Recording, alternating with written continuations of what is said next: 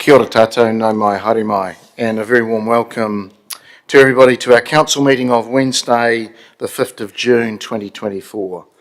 Before we get underway, if I could ask the Deputy Mayor to open with karakia. Tēnā koe, your worship, o tēnā koutou, councillors, staff and members of the public and those online.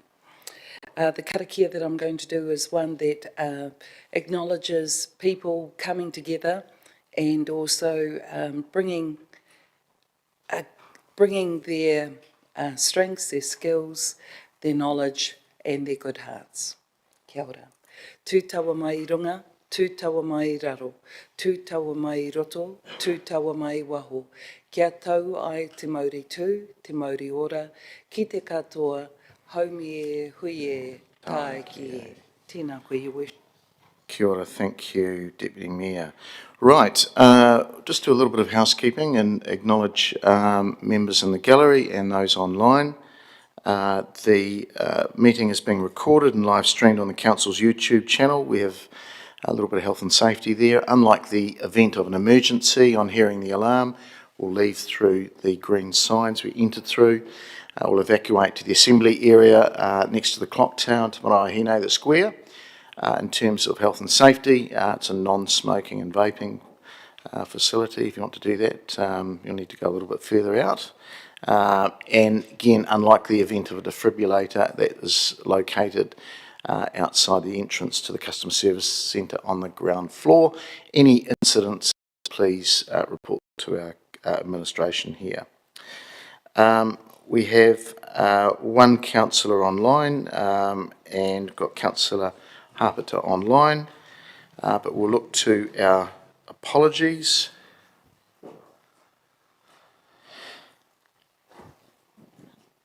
There's none? Right. Okay.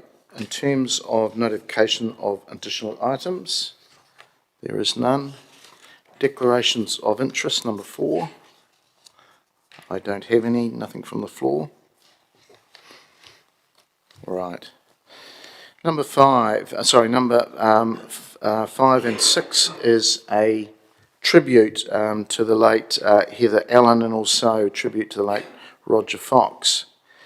So could I ask Wiremu Te Awi just to come up, please? And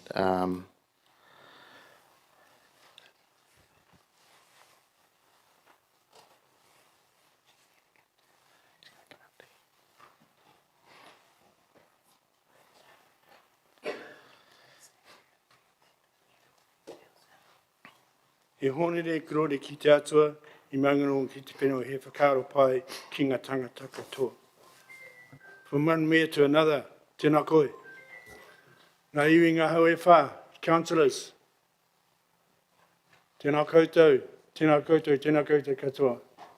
Ngā mihi nui ki a koutou. Nei rā mātou toro pūkua rau e ka nei raro I te korowai o Tarangi Māori e. Ki te kaua nei, ki runga te kaupapa o te rā. May I say that Heather Allen was very close to my mum and our family out at Rangiota out the Promised Land. And she would come out there quite often. And before she died, I mentioned that we were going to do something with more to a potoa. And if she was here today, she would commend you guys that took the step of putting it in a long-term plan. In my viewpoint, you're not just talking, but you're doing. And I know as the Rangatani, we look forward to that. However, that's not the kōrero we're here for today. But I know if Heather was alive, and I did mention in show the plans, she rejoiced and thought it was a great thing that was happening. She said, about time. And of course, there's Mr. Fox, who's a great jazz musician. And we were at the funeral yesterday, and it's one of the happiest funerals I've been to. There's this jazz band playing all the way through, which was quite good. And then at the end of it, when they went out, did you see all those guys with their trumpets? So he was a great person in our city. But with Heather, she would discipline us occasionally. We won't say how, Mr. Mayor, will we? But we remembered what happened there, but it was quite great. But she was a lady that stood her ground in a lot of areas. So I just want to acknowledge the work that she's done for Rangatani and our family personally, especially to the family that's left. Nō reira, tēnā koutou, tēnā koutou, tēnā koutou katoa. What are we singing, Deb? Te aroha, te whakapono, me te rangi marie, tātou tātou e.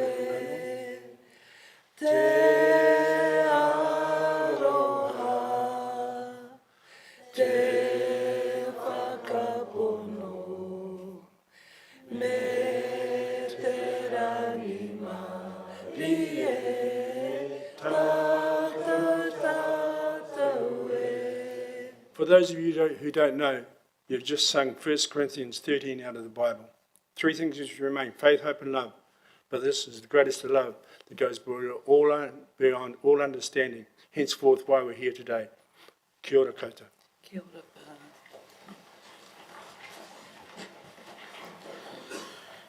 pā. Kia ora and thank you, Iramu, for your blessing. Before we get underway this morning, I'd just like Council to acknowledge and remember the lives of two people who have given lasting legacies to the city. The first is former City Councillor and Civic Award recipient Heather Allen, QSM, who passed away on Sunday, March the 24th at the hospice, aged 82. The second is jazz musician Roger Fox, CNZM, who passed away in Palmerston North on Monday, May the 27th, aged 71. And just want to extend our sympathies from the Chamber here to family members, friends and colleagues today. Heather Allen. Heather served as an elected representative in this chamber for 3 terms. As a JP for nearly 50 years, she remained a prominent, passionate community representative and advocate, especially on behalf of those with physical, intellectual and mental disabilities. Heather was extensively involved in setting up many community services and organisations that continue to benefit the city and its residents today.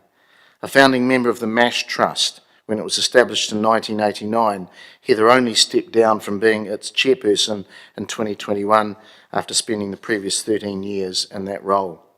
It was then that she took on the position of the Trust patron, taking over from her good friend Nan Kinross, another great community advocate that had passed away that same year. A true daughter of Palmerston North, Heather was born here in 1941. She attended Terracine School and was a foundation student of Freiburg High School in 1955. Trained as a nurse at Palmerston North Hospital, where she worked for 9 years. Heather then moved into social work with the Department of Social Welfare and actually worked with my father. In 1985, she was awarded a National Police Shield for her 18 years of community service. Heather's first taste of local body representation came the following year in 1986 when she was elected to the Palmerston North Hospital Board. Also appointed to the New Zealand Disabilities Resource Centre, the forerunner of Enable New Zealand, and she became a director of the Central Regional Health Authority. Then, during the establishment of the District Health Boards, was appointed director of the Transitional Health Authority. It was Heather's work across this wider health and welfare sector, especially with MASH and with the IHC, that earned her a Civic Award in 1991. Heather had become a member of the local IHC branch board in 1978 before serving as the Vice President, President and also on the National Council. This work alongside board-level contributions to Parent Line and Catholic Social Services, while she also served as President of the Manawatu branch for the National Council of Women, and as inaugural chair of the newly formed Across Anglican, Catholic and Rangitane Social Services. In 1992, Heather stood for the City Council in the former Hokowhitu ward, and on the strength of her community profile, her district health board work, organisational and governance roles, she was elected as one of 7 female representatives on that council, headed by then Mayor Paul Rieger. It was that council that included Yvonne Marshall, the mother of current Deputy Mayor Debbie Marshall-Lobb, and the late Ronnie Fitzmaurice. Others included Wanna Davis, Marilyn Brown, Alison Wall and Helen Whitten. Heather was re-elected in 1995 alongside the future Mayor Heather Tangay, and again in 1998, the start of her final 3-year term under Mayor Jill White. She was also appointed a member of the Regent Theatre Trust Board and was on the working party that oversaw the refurbishment of that historic building, and it reopened as the Regent on Broadway in 1998. Heather was also a member of the Globe Theatre Trust Board and the Palmerston North Safer Community Council.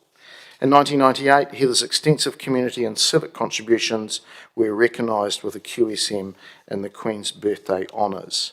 A member of the Manawatu Community Law Centre Working Group, she was the Trust Chair when it commenced operations at the end of 1999. In 2004, she was appointed to the Acacia Birch Trust Board, where she also served as its Chair.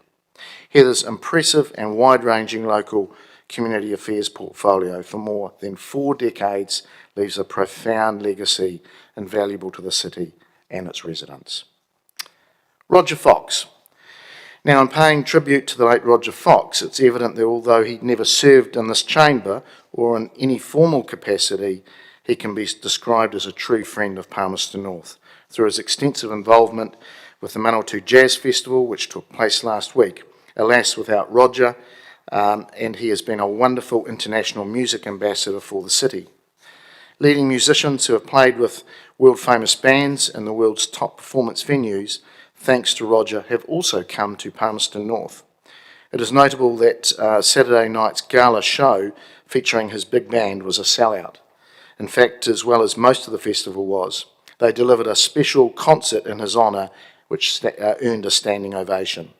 Saturday's concert marked 50 years of attachment of that band to the city. As a 19-year-old back in 1973, Roger had formed the Golden Horn Big Band to give younger jazz players professional experience and playing opportunities. The following year, in 1974, the band, which would later become the Roger Fox Big Band, made its first ever festival appearance here at the Manawatu Jazz Club's 7th annual celebration of jazz. The Manawatu Jazz Festival has held a special place in Roger's heart ever since. Roger would continue to make the odd appearance at the festival, either with the big band or as a member of smaller groups, and in 1999 approached the Jazz Club with a proposal to change the format and up the profile of the festival. The following year, the first of a revamped festival took place with Roger as its musical director. In the 25 years since, Roger, as a musical ambassador with extensive overseas connections, has brought many high-profile international jazz artists to Palmerston North, where they've given memorable performances as well as providing encouragement and running numerous high school and youth band workshops and competitions. During this unprecedented and extensive musical journey, he's collected 6 New Zealand Musical TUI Awards for jazz recordings, took the big band to Monterey Jazz Festival in 1980 and 81, the first Kiwi band to play at that prestigious jazz showcase. Toured the USA, Europe and Australia, was appointed Order of New Zealand Merit in the 2003 Queen's Birthday Honours, has an honorary doctorate from Massey University conferred in 2005 and was presented with a Scroll of Honour from New Zealand Variety in 2017. He was appointed a companion CNZM for services to music in the 2022 New Year's Honours. His contribution with any number of Kiwi musicians from Ray Wolf, Simon O'Neill, Michael Houston to Dave Dobbin and King Kapisi were hugely successful. Thanks to Roger, his energy, enthusiasm and drive, Palmerston North is now on the international jazz performance map, and our festival is one of only 3 international jazz festivals in the country. While our young musicians have been exposed to inspired musicianship and top-notch playing and performance standards, in 2017, then the Roger Fox Big Band joined the city's Christmas in the Square celebrations and has been a regular part of the pre-Christmas musical festivals ever since. He died while preparing to perform at this year's Manawatu International Jazz Festival. It's been a great privilege for Palmerston North to have enjoyed such a significant association with someone acknowledged as a Kiwi music legend. On behalf of Council, I attended the celebration, as Wiremu spoke about yesterday, on Roger's life, which took place yesterday afternoon. If Heather Allen was a true daughter of Palmerston North, Roger Fox could be claimed as an adopted son. As Council, we are formally expressing our condolences to the family of Heather Allen and also to Roger Fox's family. Today in this chamber we express our deep gratitude for Heather's lengthy community and local government service, and also the tremendous lifelong commitment to jazz music and influence that Roger had on the music scene, not only here in Palmerston North, but nationally and internationally. So could we just please stand for a moment's silence?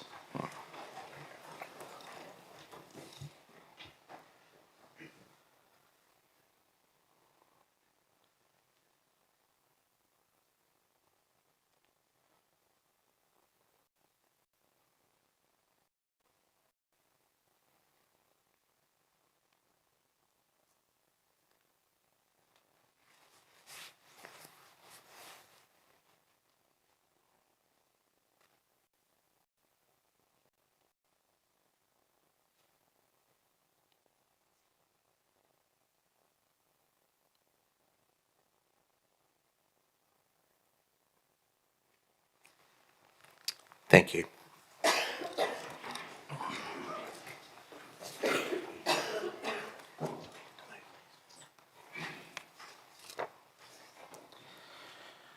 All right, thank you for that.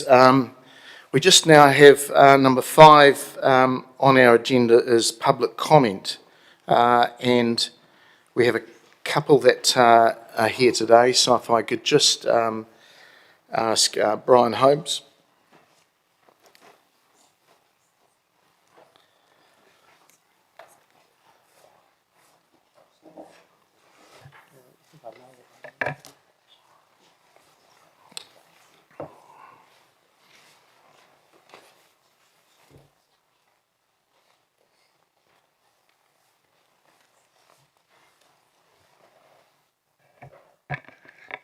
Well, that's a bit of a hard act to follow, isn't it?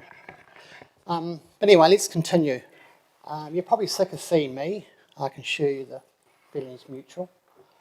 Congratulations to those who voted for the Cycleway. You've now closed a business and have a landlord with an empty shop. So congratulations, you've done well. So it's taken 6 months, but you've closed the first business in Featherston Street. I went back and had a wee study and thought, why did you pick on Featherston Street?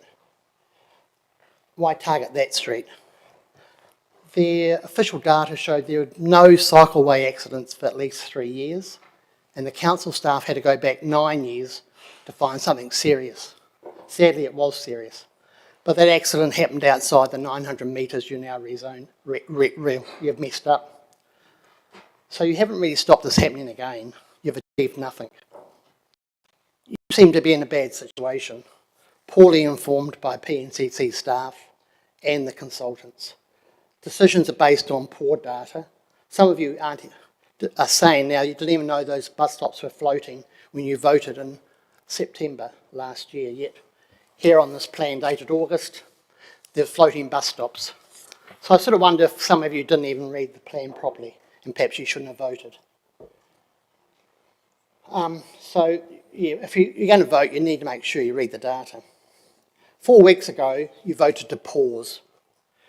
During this time, the council rushed around and spent $500,000 on safety improvements. These improvements were approved by majority vote in April.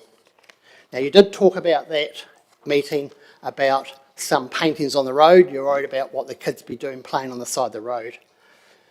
But none of you were shown a plan of what that money was to be spent on. None of you knew the spend was to add any safety. After all, you haven't even read the safety audit by that stage, and the whole project at that stage. So another 500k spent without a plan. You saw nothing. Nothing was presented at that meeting by anybody. You just approved another 500. What did you therefore approve it on? What level of stewardship did you observe? Obviously not your money. Also, there's none of the public was consulted on that 500,000. We saw no plans either. I asked to see a plan of the $500,000 spend and nothing could be produced. So not only could they not produce anything to you guys, produce nothing to the public. If it's public spend, we should have been consulted. Since then, roads have been closed during business hours, yet no business was informed. These roads were closed, and the next day we got a letter to say the roads would be closed. We were promised at the beginning of this project that no closures during the day, only night time. So we had roads closed during the day.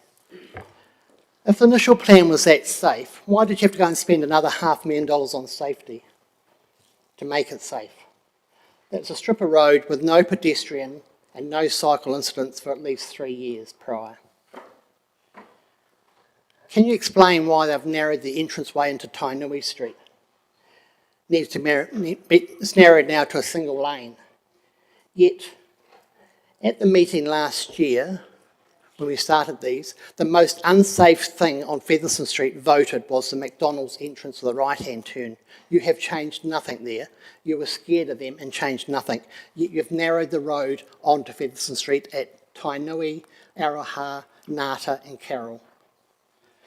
At Araha Street, you've now narrowed that entranceway and also put a new pedestrian crossing in. No one can work out why they need to cross when there's a pedestrian crossing just up the road. So you've now made it more awkward for businesses to be serviced because you can't even get on the road. You've had the wool pulled over your eyes. You were told 10,000 pedestrians cross that up our road every week. I rang the next day and said, it was never 10,000. They said, we got that wrong. Sorry, it was only 1,000. We told the councillors 10,000. That's 8% of the population. You were told 220 cyclists a day. The official count was 30, so it's 220 a week. By focusing too heavily on averages, you risk making decisions that are average, based on half-truth, into ineffective strategies and misguided expectations. Palmerston North staff stated that the lights changes were 2.5 changes. What's a half a change at the lights? That really means that there's some ones you got through quite quickly, but at peak time, the wait time is 4 to 6 changes of lights. Anyone passing through Featherston Street will notice that it's not 2.5 changes. So you've got some half-baked solutions presented to you today from the same group of consultants, the same bunch of staff who have become so engrossed and internally focused they can't even see a solution. They keep throwing money at it to make it safer, even to make it easier. So Brian, if you just want to wrap up. Yep. Thank you. You guys are thinking, based on the law of averages, you'll be dusting off your CVs next election. Some of you will become the next casualty. If you don't stop this rot and return Featherston Street back to a commercial precinct. The consultants should have known they were going to stuff up the road by water blasting it. That's what they're there for. So you've got to reseal it, you've got to repaint it. So you might as well put it back to how it was. You haven't achieved anything by all these painted lines. Good luck, and I hope you vote the right way. Thank you, Brian.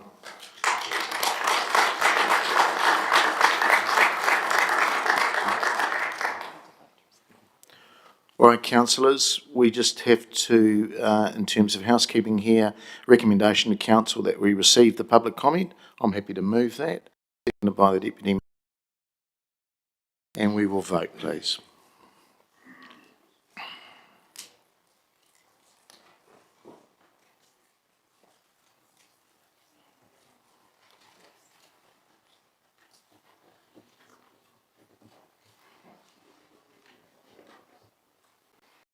It has passed 16 votes for and none against. All right. I'll now number 7 and invite Brenton Beach up with his petition, and welcome, Brenton.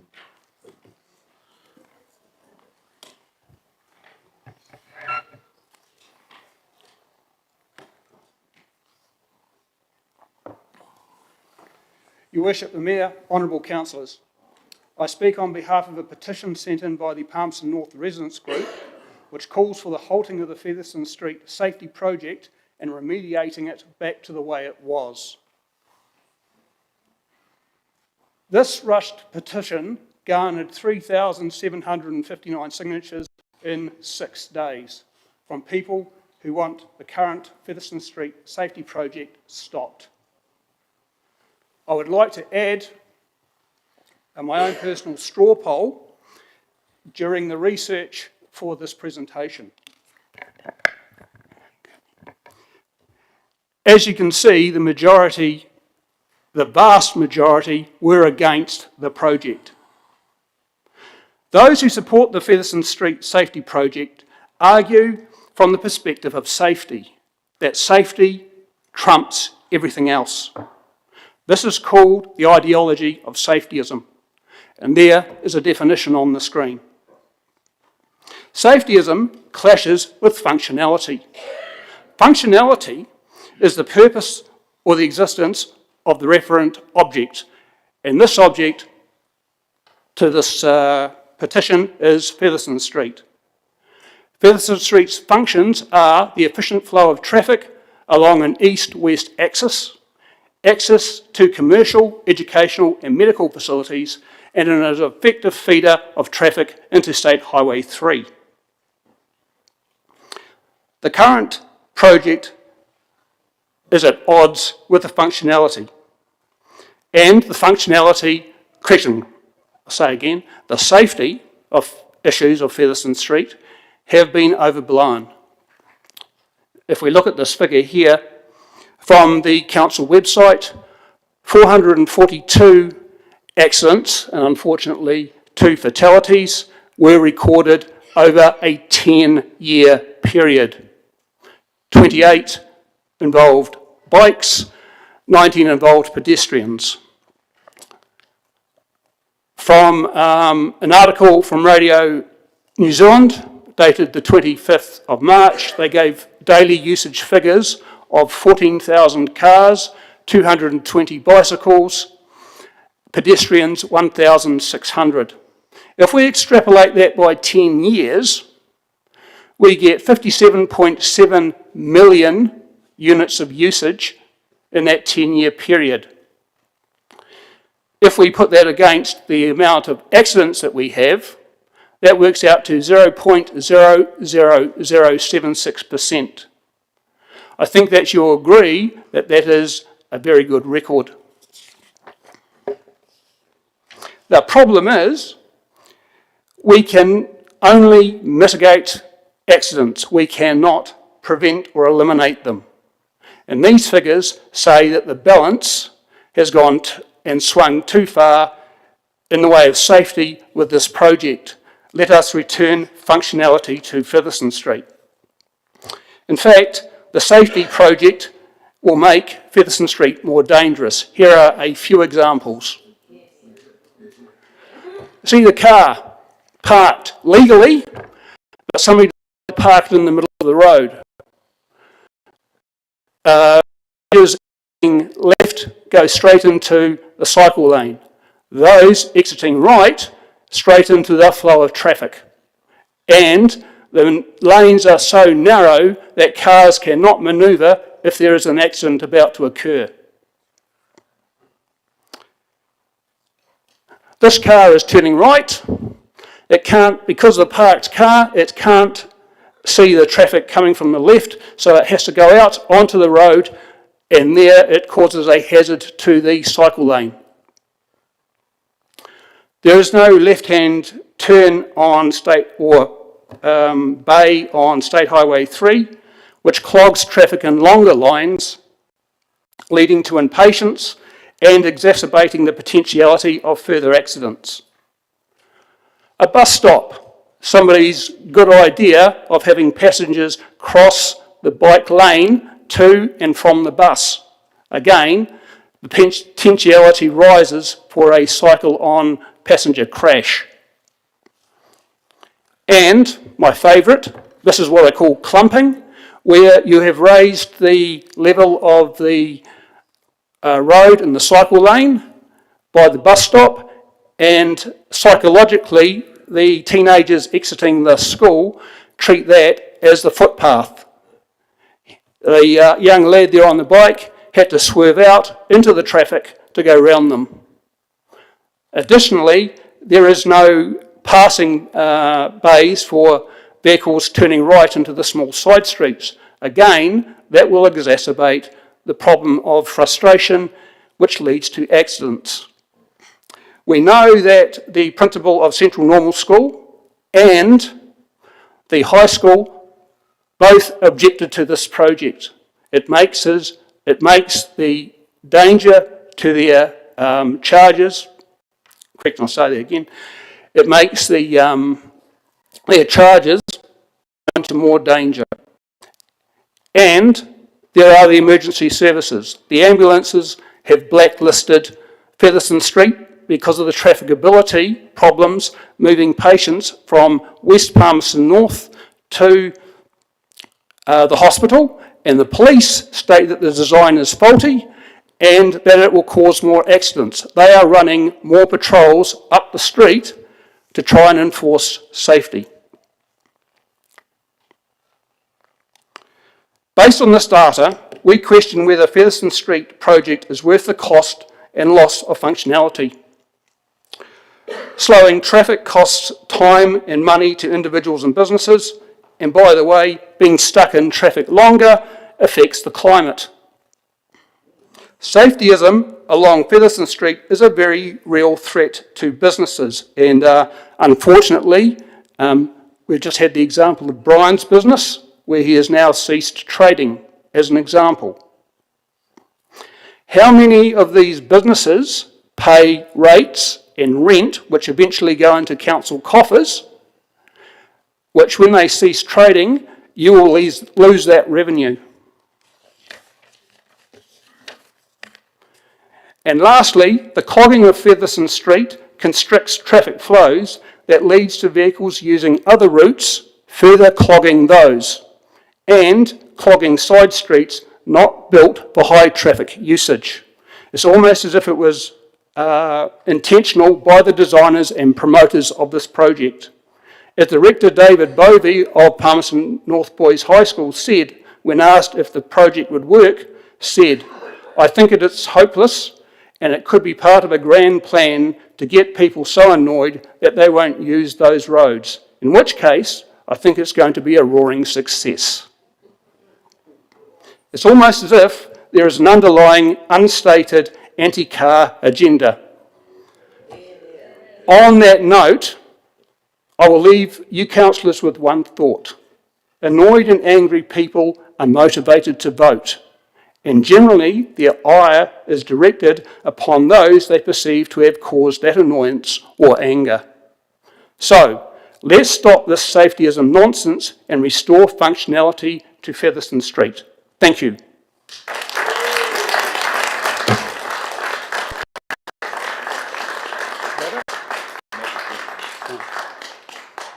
Thanks, Brenton, and appreciate your slides as well. You just made a comment around the blacklisting of emergency management services. Were you aware that's always been the case of Featherston Street? No, but we do have a transcript of the discussions that took place, and they mentioned the blacklisting there. Yeah, so that's been in place for many years before this project. Sorry, if I may add, this is also one now of quite a few streets which are being blacklisted, and it might be an idea to do a trafficability study to see if that affects the efficiency of the ambulance service. Yeah, and fens as well, fire. Councillor Johnson. Thanks, Mr. Mayor. Thanks, Brenton. Sorry, I just missed at the start. Did you say you were representing the Palmerston North Residents Group? Correct. Okay. So we had some submissions from members of that group through the long-term plan about Featherston Street. One of the things that was mentioned was the thought that there was some, I guess, hidden agenda, and I think you touched on that as well. Can you say where you think that agenda is coming from? It's coming from certain parties who used to be in government and from members of the council who are affiliated to the old government. Not necessarily all of them, but some of them. So you think it's coming from political parties that are in opposition now? Yes, but it's also coming from that side of society, the left side. Oh, so it's a left-wing agenda? Yes. Okay, thank you for that explanation. All right. Well, look, thank you, Brenton. That's the questions. Appreciate you coming in and with your support crew as well. Thank you. And And colleagues, we have a recommendation there to receive the petition. I'm happy to move that, seconded by Councillor Bowen, thank you. Well, I wasn't going to put any comments, but Councillor Wood. I'd like to move a motion or a motion based off the petition, Mr Mayor, which I believe you've received. I've received it. We'll wait for the officer's report and then you can. So we'll put do it it in. at the bus stop section, is that what you're Yes. saying? Okay, thank you. Are there any other comments? There being none, again, I just thank the members of the public for coming in and for your petition, and that will be deliberated in due course. All right, councillors, we will vote, please.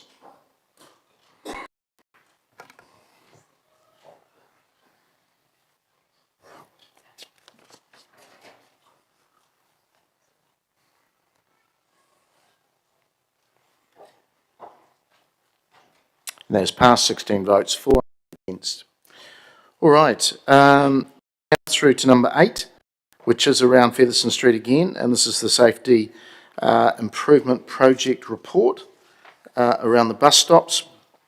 And I'll invite Greg O'Connor and Michael Bridge up from our transport team to speak to this. And Sam, thank you.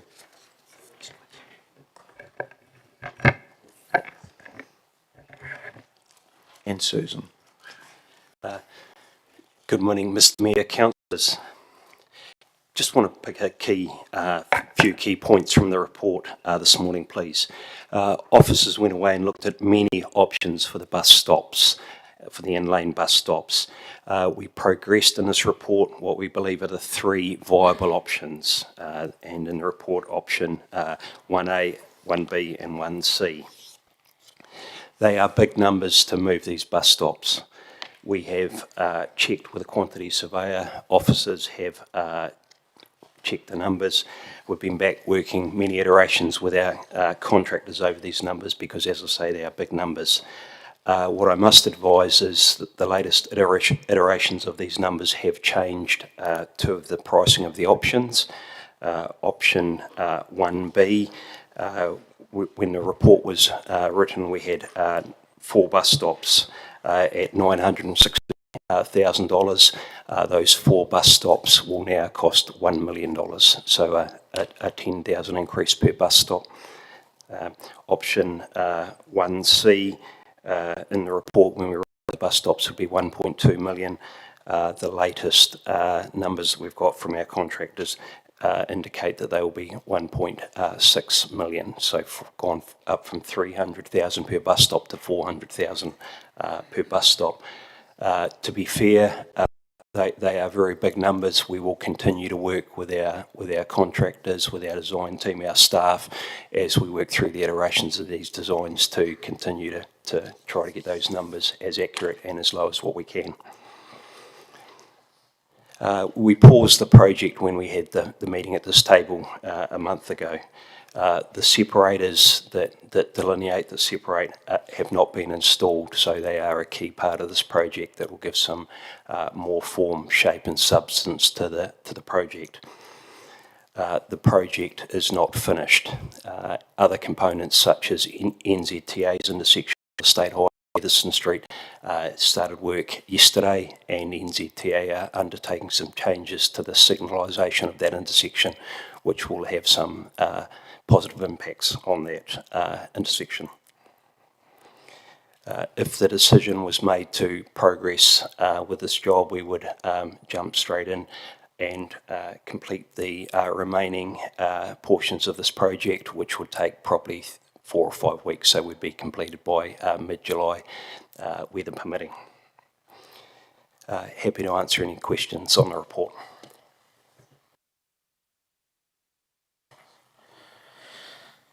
Thank you, Glenn. Number of questions. Councillor Meehan. Thank you, Mr Mayor. Could you just tell me, in option C you refer to a shared pathway to go around the buses. Was the option ever looked at as a shared pathway through Featherston Street?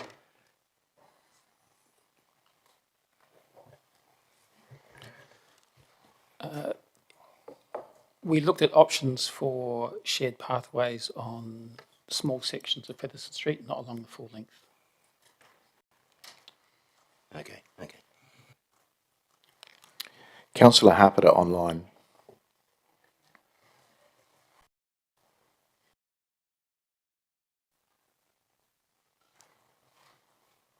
Thanks, Mr. Mayor. Can you hear me? Yes. Just a point of clarity. The first time I asked, and it was a couple of months ago, how much would it cost to remove the bus stop? It was 20,000. The second time it was asked, how much would it cost to remove the bus stop? It was 200,000. And now it's 300,000. How come this cost has escalated to this amount over a matter of, I'd say a month? Thank you, councillor. The costs have firmed up as we understand exactly the scope of works that's required and the different options. Initially, it may have been a thought just to physically remove a bus stop. Now the different options enable all of the physical works, the design works, the reviews, and what's included as we get further into the detailed design of the potential changes. So, sorry, can I just ask another question? What needs to be reviewed? I don't understand that part of the question. What needs to be reviewed? If we're going to make a decision to remove a bus stop, what needs to be reviewed in that part of the... The current bus stop has been reviewed from a safety and design point of view to ensure that it's as safe as it can be. Any changes of location, any changes to the way the street functions, any changes to how people use it also needs to be designed and reviewed. Increasing the cost, the reason for that is because a review's been put in there. Is that why it's increased the cost? The cost increasing is as the design firms up, we understand the components of the work to initiate and build the revised designs, councillor. Okay. Thanks, Mr. Mayor. Councillor Wood. Thank you, Mr. Mayor. A few questions for me. Point 3.22 in the report on page 18 seems to run contradictory to what you've just told us. So point 3.22 says that if we were to simply remove the stops altogether, it would cost circa $80,000 in total. Now, I presume in that's saying we would have to remove the 100 mils of concrete to repack the road, to put in the curb and channel and to remove the stop. How is it $20,000 in point 3.22 but $400,000 in option C? I can respond to that. To be clear about what this option, what 3.22 talks about is simply the removal of marking, so the paint that's on the road. So away from Featherston Street, if you looked at another residential street bus stop, if we were to remove the line marking box that says bus stop and made some changes, that would be circa $20,000. So it's simply, sorry if that's not clear, but it's just talking about the removal of the paint. Appreciate that answer. How much did the Featherston Street work that we've done to date cost in total? So the work that we've been doing, including the original sum and the additional money that was added this year, we're looking at circa $2 million for the project. 2 million total or 2 million from council? No, the 2 million in total, so that's 90% funded from Wakakotahi. There's a point on 5.2, page 20. It speaks of a survey. 102 survey responses were received. Almost all were motorists, about half were bike riders, and about a quarter were bus users. I just want to understand that comment as to what you mean by that, because that would indicate to me only 25% were motorists, or did people indicate that they used multiple different forms of transport along the road? Yeah, so there is, in the appendices, there's a breakdown of what those responses are. It talks to, so that's on page 40. So you can see what the percentages are there. Thank you. Just wanted to be clear on that one. You've just told us that the cost has gone up for option C by 33% since this report was put together last week. Could you tell us why? Or any more details? I mean, that's a significant jump.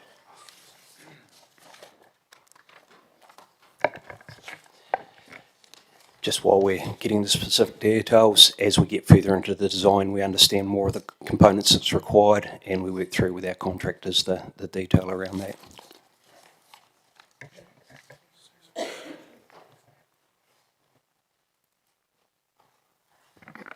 I'm Susan Kelkin. I'm looking after the construction for the Featherston Street Cycleway.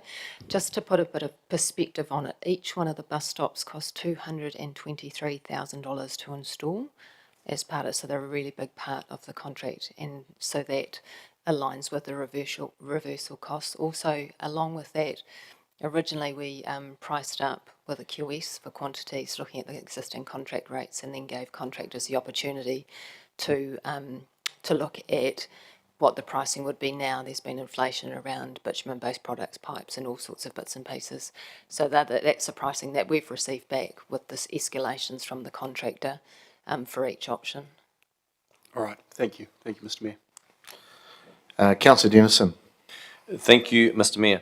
Just in regards, you mentioned contractor has offered that price. Have we gone out wider than the current contractor? Is that wider than for more quotes? Not at this stage. We have a contract with our existing contractor. We're working through the pricing with them.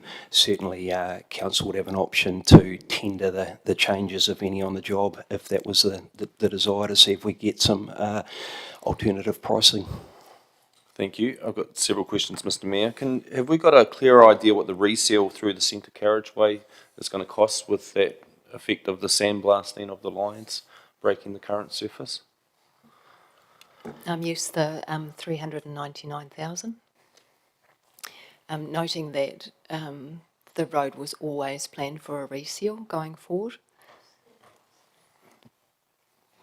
I thought it wasn't planned until the outer years of the long-term plan. Just to clarify, the year it was 3 years. Yeah, okay, thank you.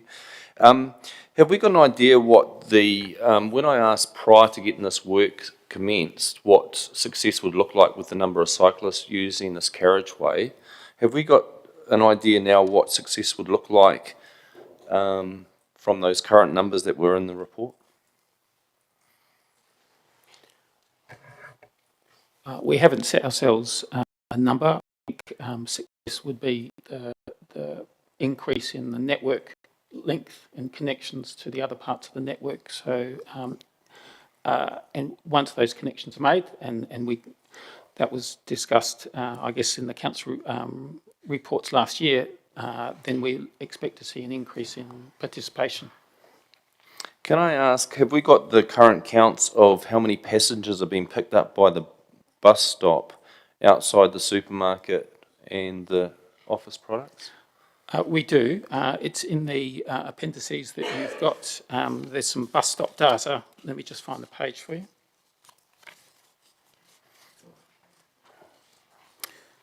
So page 38, there's some numbers there for the bus passenger pickup and boarding and alighting at Countdown and office products.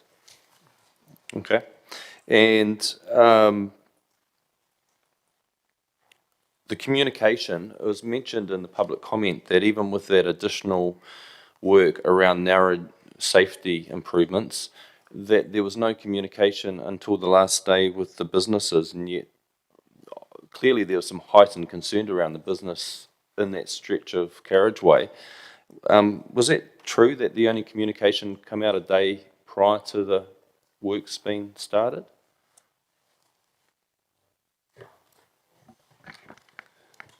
Sam from Comms. There are regular project updates that go out. I'm not too sure in this instance. Are you talking about the extra intersection improvements recently?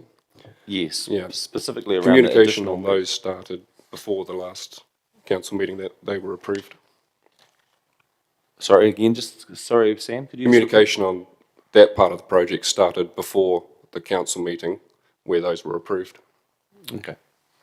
All right, thank you, Mr Mayor. Councillor Barrett. Thank you, Mr Mayor. I just wanted to pick up on some kind of broader themes here too, in terms of being able to understand the engagement that we have had with police and emergency services around design options, both pre and post the pause.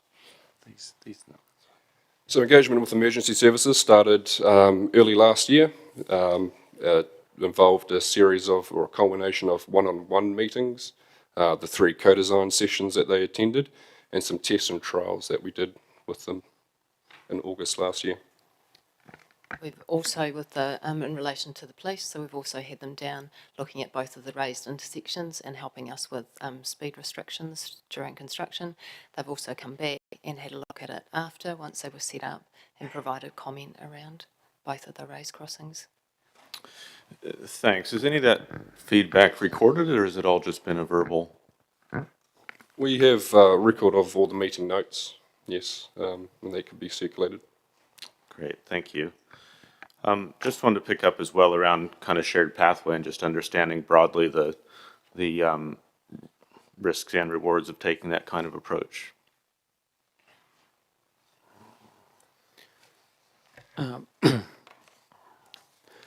The shared pathway was raised through the co-design sessions last year, and it was discussed at length and understood that, and explained that it wasn't best practice in a built-up urban environment. That shared pathways don't necessarily have a place. We did, as I mentioned in response to the earlier question, look at some short sections where whether a shared pathway was an option, and that was near where McDonald's is on the corner of Rangatiki, and also further down near Botanical around the Takaro Sports Club. But they were part of, I guess, the design optioneering that we explored. Given the volumes of pedestrians, particularly within this section of Featherston Street, it was really clear that a shared pathway wasn't an appropriate treatment, particularly around the time when the school children are out, and certainly we've measured the number of pedestrians on the footpath, and it's in the hundreds. So it's clear from that the shared pathway wasn't a legitimate option, because it presents a lot of risk particularly to the pedestrians as the most vulnerable road user. Thank you. And finally, Mr. Mayor, could I understand what is going on, I guess, with the phasing of the lights and when those changes are likely to occur? And by way of anecdote, I went through that intersection this morning, and the Featherston phase was allowing 2 cars through at each phase. With the changes to the intersection and the phasing of the lights, so that started yesterday. It's a project funded by Waka Kotahi. Basically, we have, for Featherston Street, we have to reset all the vehicle loops on both sides. On Rangatiki Street, there's advanced stop boxes going in, new junctions, cables and ducting going through, but also that will enable a camera to be installed on the Featherston Street on the eastern side. This camera will give WTOC, so WTOC looks after all the state highways and has direct eyes in through the camera, and they'll be able to balance the level of service between Featherston and Rangatiki. So they're able to dial in on their laptops and make changes to the number of seconds live, and they run 24/7 and they're manned 24/7. How long before we expect that approach to be active? Yep, so it will take 7 days to get all the work completed, but bear in mind they don't work Fridays and Saturdays, and then when that's completed, the new software will go in, and then the camera will be up by that stage. So late next week, we'll have everything up and running. Great, thank you for those answers. Mr. Mayor. Councillor Bowen. Thank you, Mr. Mayor. I had a few questions I'm hoping you can help with. First, in the presentation of the petition, there was this concept of safetyism brought forward, and I noted in your report in 323, you talked about the purpose of the project is to deliver safety facilities. Do you think that we're indulging in some safetyism here?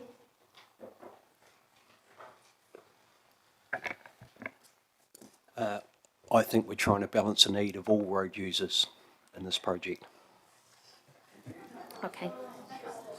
Point of order, Mr Mayor, it's disrespectful to officers to have the gallery Yeah, can we comment. please, everyone's here with the right intention, so can we just let the officers speak, please? Thank you.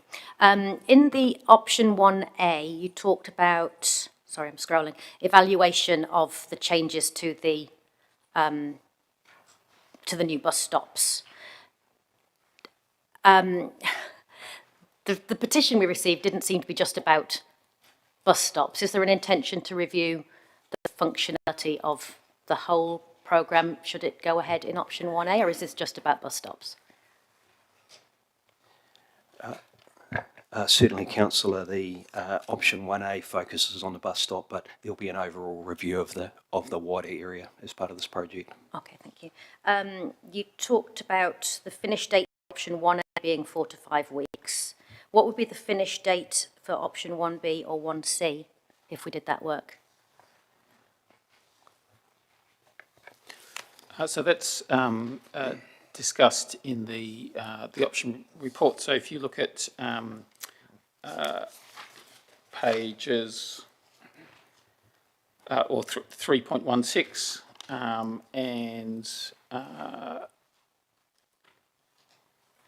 as an item, so that's for option 3, and then for option 2, if you look at 3.11, so 3.11 and 3.16 provides the answer to those, the time it would take to complete those projects. So we're looking somewhere between 2 months and 4 months, maybe, for those two options, as opposed to the 4 or 5 weeks on 1A. Thank you.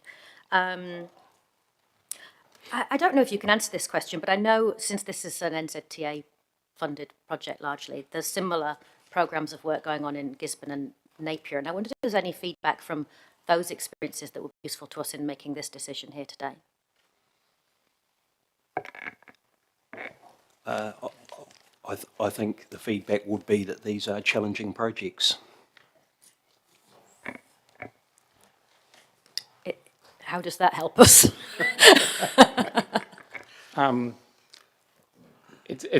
I guess it's difficult for us to elaborate because we're not there, but we certainly hear, and I mean, certainly some of the Nelson, as an example, we've had some recent feedback from that city who've been doing some very similar work to us on Featherston Street, including creating shared pathways on footpaths and making changes to bus stops and making changes to parking partway through implementation of the project.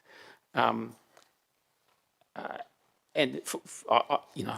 guess they would be very forthcoming with, I guess, their feedback. They've had some real challenges with that because basically the design that they had was safety audited, has been changed. They felt that compromises have happened, and they have experienced tragically, they have experienced on the shared pathway example where they re-engineered their cycleway to create shared pathway. They had a pedestrian and bike rider crash, which resulted in hospitalisation. Oh.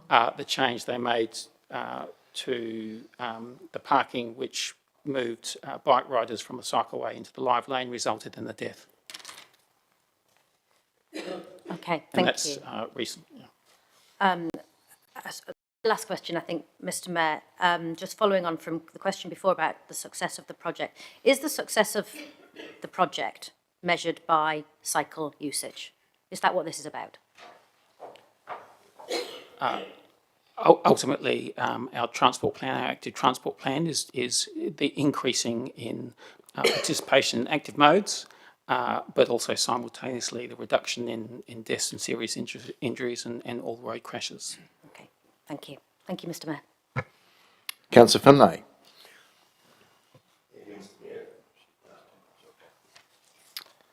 Hold on, I'll put you back on again. Thank you, Mr Mayor. I've got a few questions. First one I remember with the first meeting I wasn't present at, but the rest of them have all been.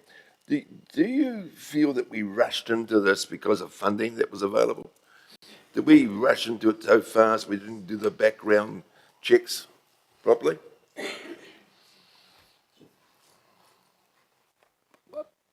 my own perspective on that is no. We do a really intensive engagement process with residents, businesses, users, stakeholders through council, and beginning in late 2022, and culminating in the decision in September last year with the design. So certainly, it's a much more elevated process than other projects. I can remember the cost to move a bus stop, what do you say it was going to cost us to move the bus box away from the centre of the road? What would that cost us to do that?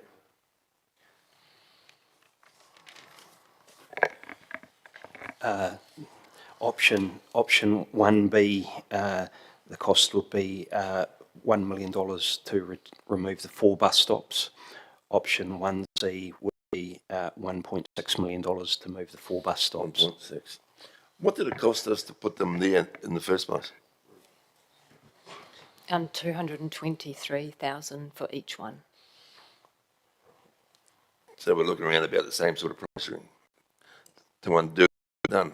Okay. Okay. What we're looking for, what it cost to complete the Featherston Street debacle?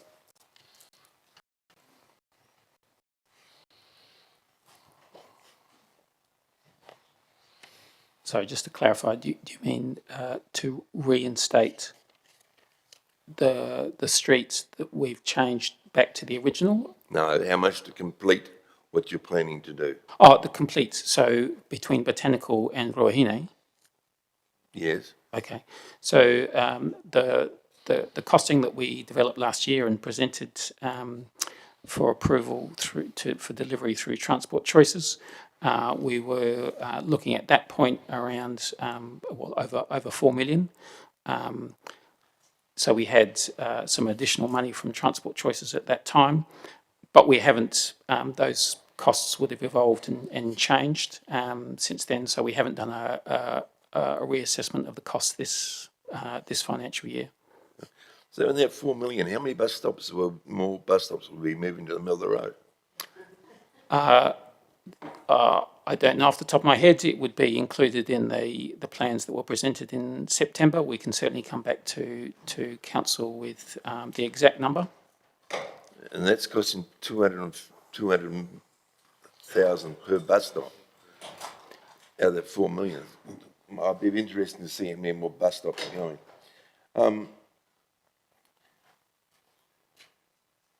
Now, I'll leave it at that, but I would like to know how many more bus stops you're planning to go in, please. Could you let us know that? Because it's only going to be 4 million, it's going to be a question mark. One last question. Could you tell us, you're saying to Ruahine, the initial plan was to go to Vogel Street, was it not? So Ruahine to Vogel is not going to be now? Under Transport Choices, the plan, we had the funding to be able to deliver the cycleway between Botanical and Ruahine, plus the design work for the balance between Ruahine and Vogel. We didn't have quite enough money for construction. What we are finalising now is the detailed design work for that segment between Ruahine and Vogel. So subject to the money that's available through the LTP, that would be the priority project to complete delivery of the Featherston Street cycleway between Botanical and Vogel. Okay. One very last question. Is there still external funding available for this project? You mean for Streets for People or the wider project between Botanical and Vogel? Is there any external funding still available for the project? So within we made a mission to Waka Kotahi for co-funding for under the standard FAR rate for co-funding for the Featherston Street cycleway. You've made an application, but you don't have the answer yet.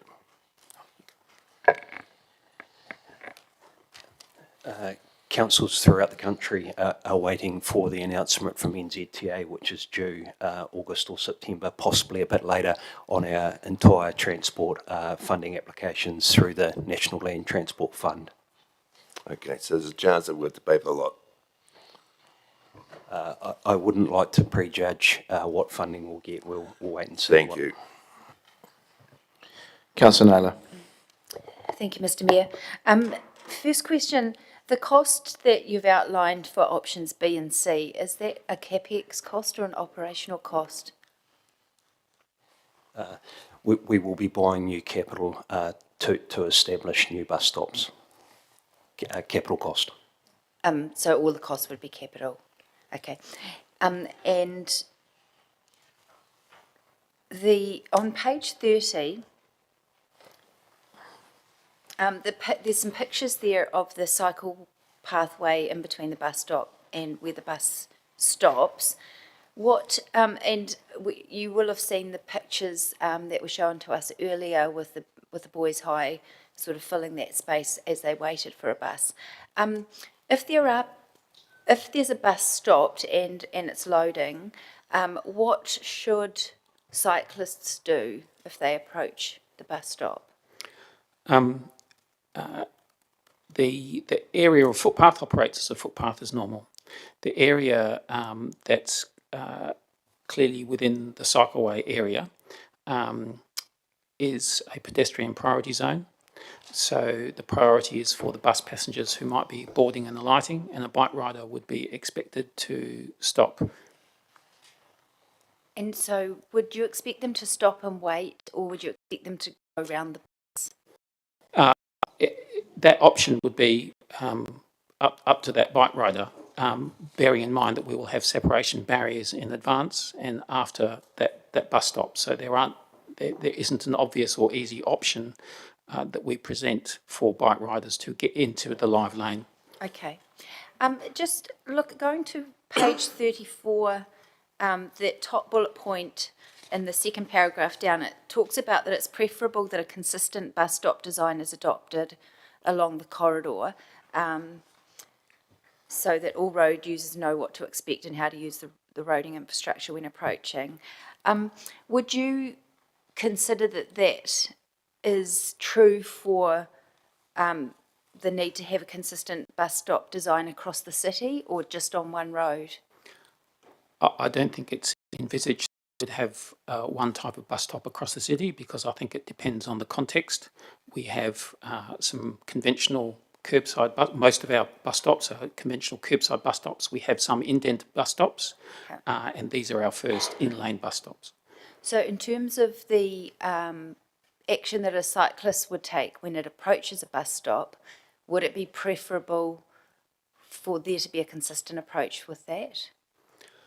Again, I think it's context in the same way that some of our cycleways will be separated, some of our cycleways are unseparated. So it depends on the nature of the street and what we're prioritising.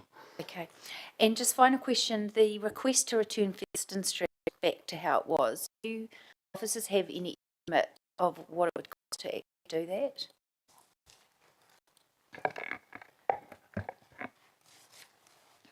To return it back to its previous state, a very, very high level estimate, we need to go to tender, but maybe $5, $6, $7 million, something in that order. So why would it cost so much more to return it to its original state than it did to, because I think you said that you'd spent $2 million so far? If we were going to return it to its original state, we'd need to reseal, do extensive reseal work. We need to do extensive contouring of the road, curb and channel, so quite a bit of work. But again, they are very high level figures. We need to do some estimates and some projected tender costs. Okay, thank you.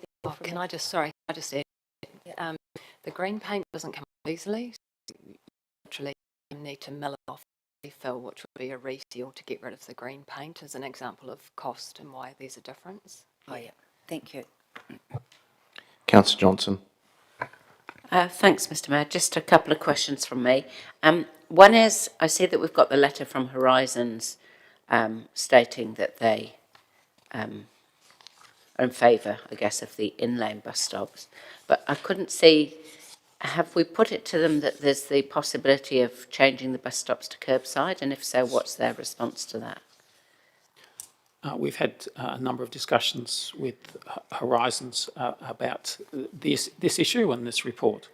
Hence the letter that's been provided. So we have had discussions with them about the different designs. Yeah. And what's their feedback on curbside?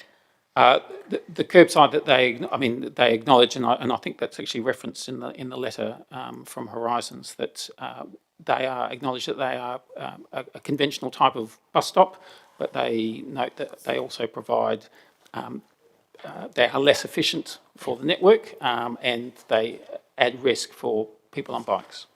Okay, thank you. And then in terms of any changes that we might make at this point, we went through quite an extensive period of consultation to get to this construction phase. What would your advice be about the sort of consultation that we might need to do if we were contemplating changes to the finished design?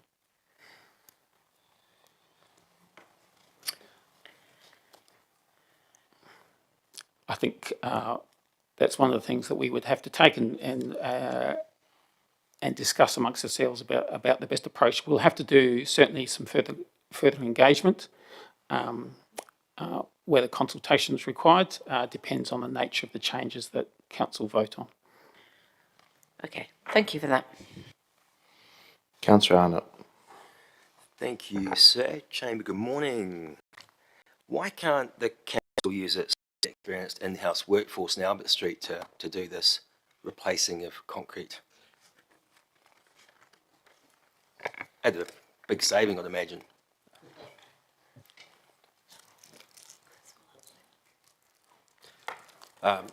Chris Dyberg, Chief Infrastructure Officer.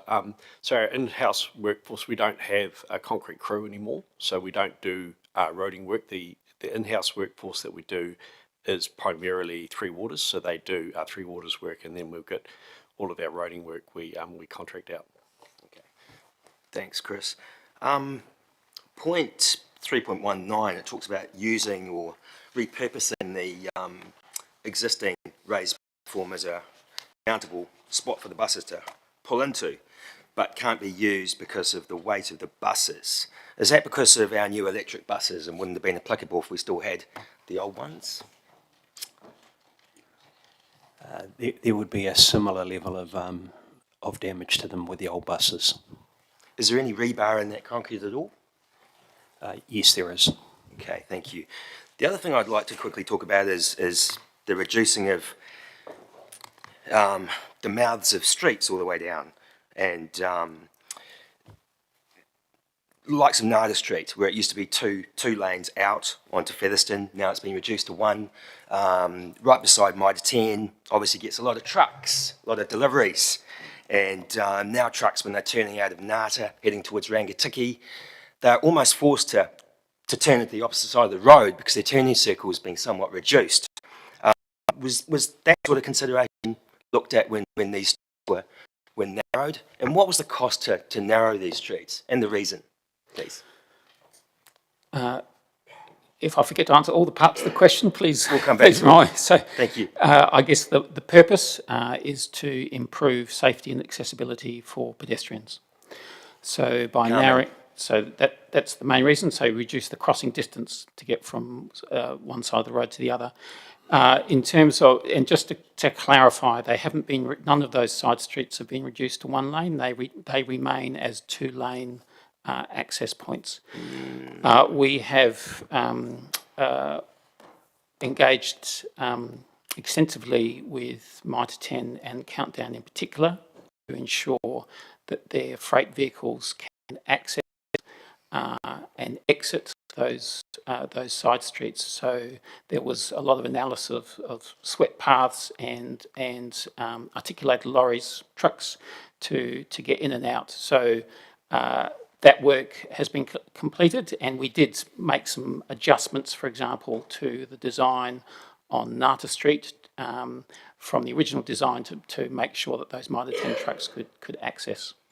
Well, Nata certainly has been reduced from 2 lanes to 1, and both sides have come in. So now only one vehicle can queue up to turn left or right, whereas it used to be 2. So I push back against that comment.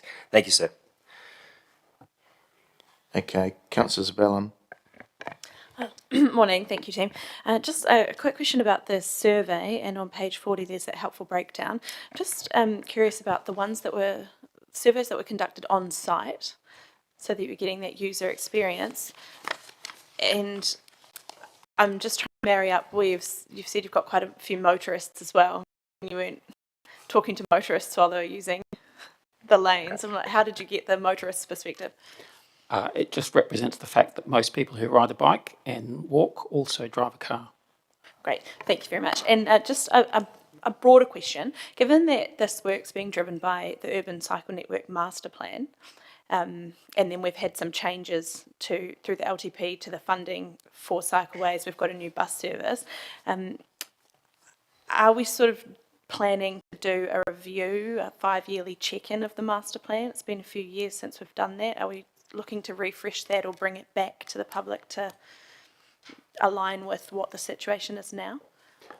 Currently, we are partway through a review of the Urban Cycle Network Master Plan, as well as a business case for the Urban Cycle Network Master Plan. Thank you. Is there any opportunity for public input or engagement in that process? Any consultative work? There will be. We're not at the point where we've got anything to bring to council or the public, but that will happen. Cool. What sort of time frame are we talking for that piece of work? We're probably looking into next financial year. I think the business case piece of work is probably looking like completing in August or September. Great. Thank you. That's helpful. Councillor Dennison. Thank you, Mr. Mayor. The Nata Street piece of work, when that come back for doing the safety improvements, I thought Nata Street was not going to be touched, and all the request was for work done from Featherston Street to the west.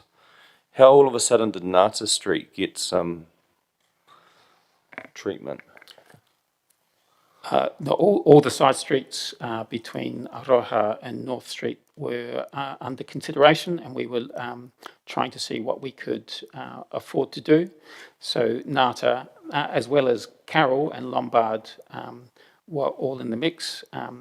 The financial position we have at the moment is that we are expecting to be able to deliver treatments to all the side streets except Lombard. And I should actually clarify, I apologise to I clearly misunderstood the previous question. When I said that they remain as 2-lane, I mean that there's one exit and one entry to those side streets as opposed to a 2-lane exit and 2-lane entrance. So apologies if I misunderstood.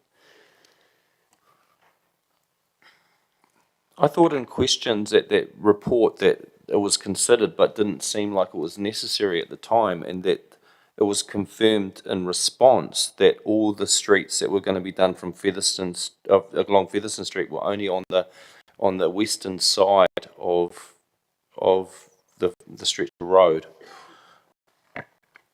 Yeah, no, just confirming, we were looking at all the side streets between Aroha and North, yeah. Okay. And then the last query I just wanted to have is, I have gone back to page 38 where you've had that. I just wondered if there was a typo in there, because it says, why you made note with the 55% increase, and I know that the bus numbers were pretty low. It says 82 passengers over a month, and then I'm thinking on the office products pickup, there's only 48 passengers coming off over a month. Is that correct? Those are the statistics that we've got from Horizons, yes. So we've got, that would be only like a day, only having like 2 or 3 people a day coming off or on the bus.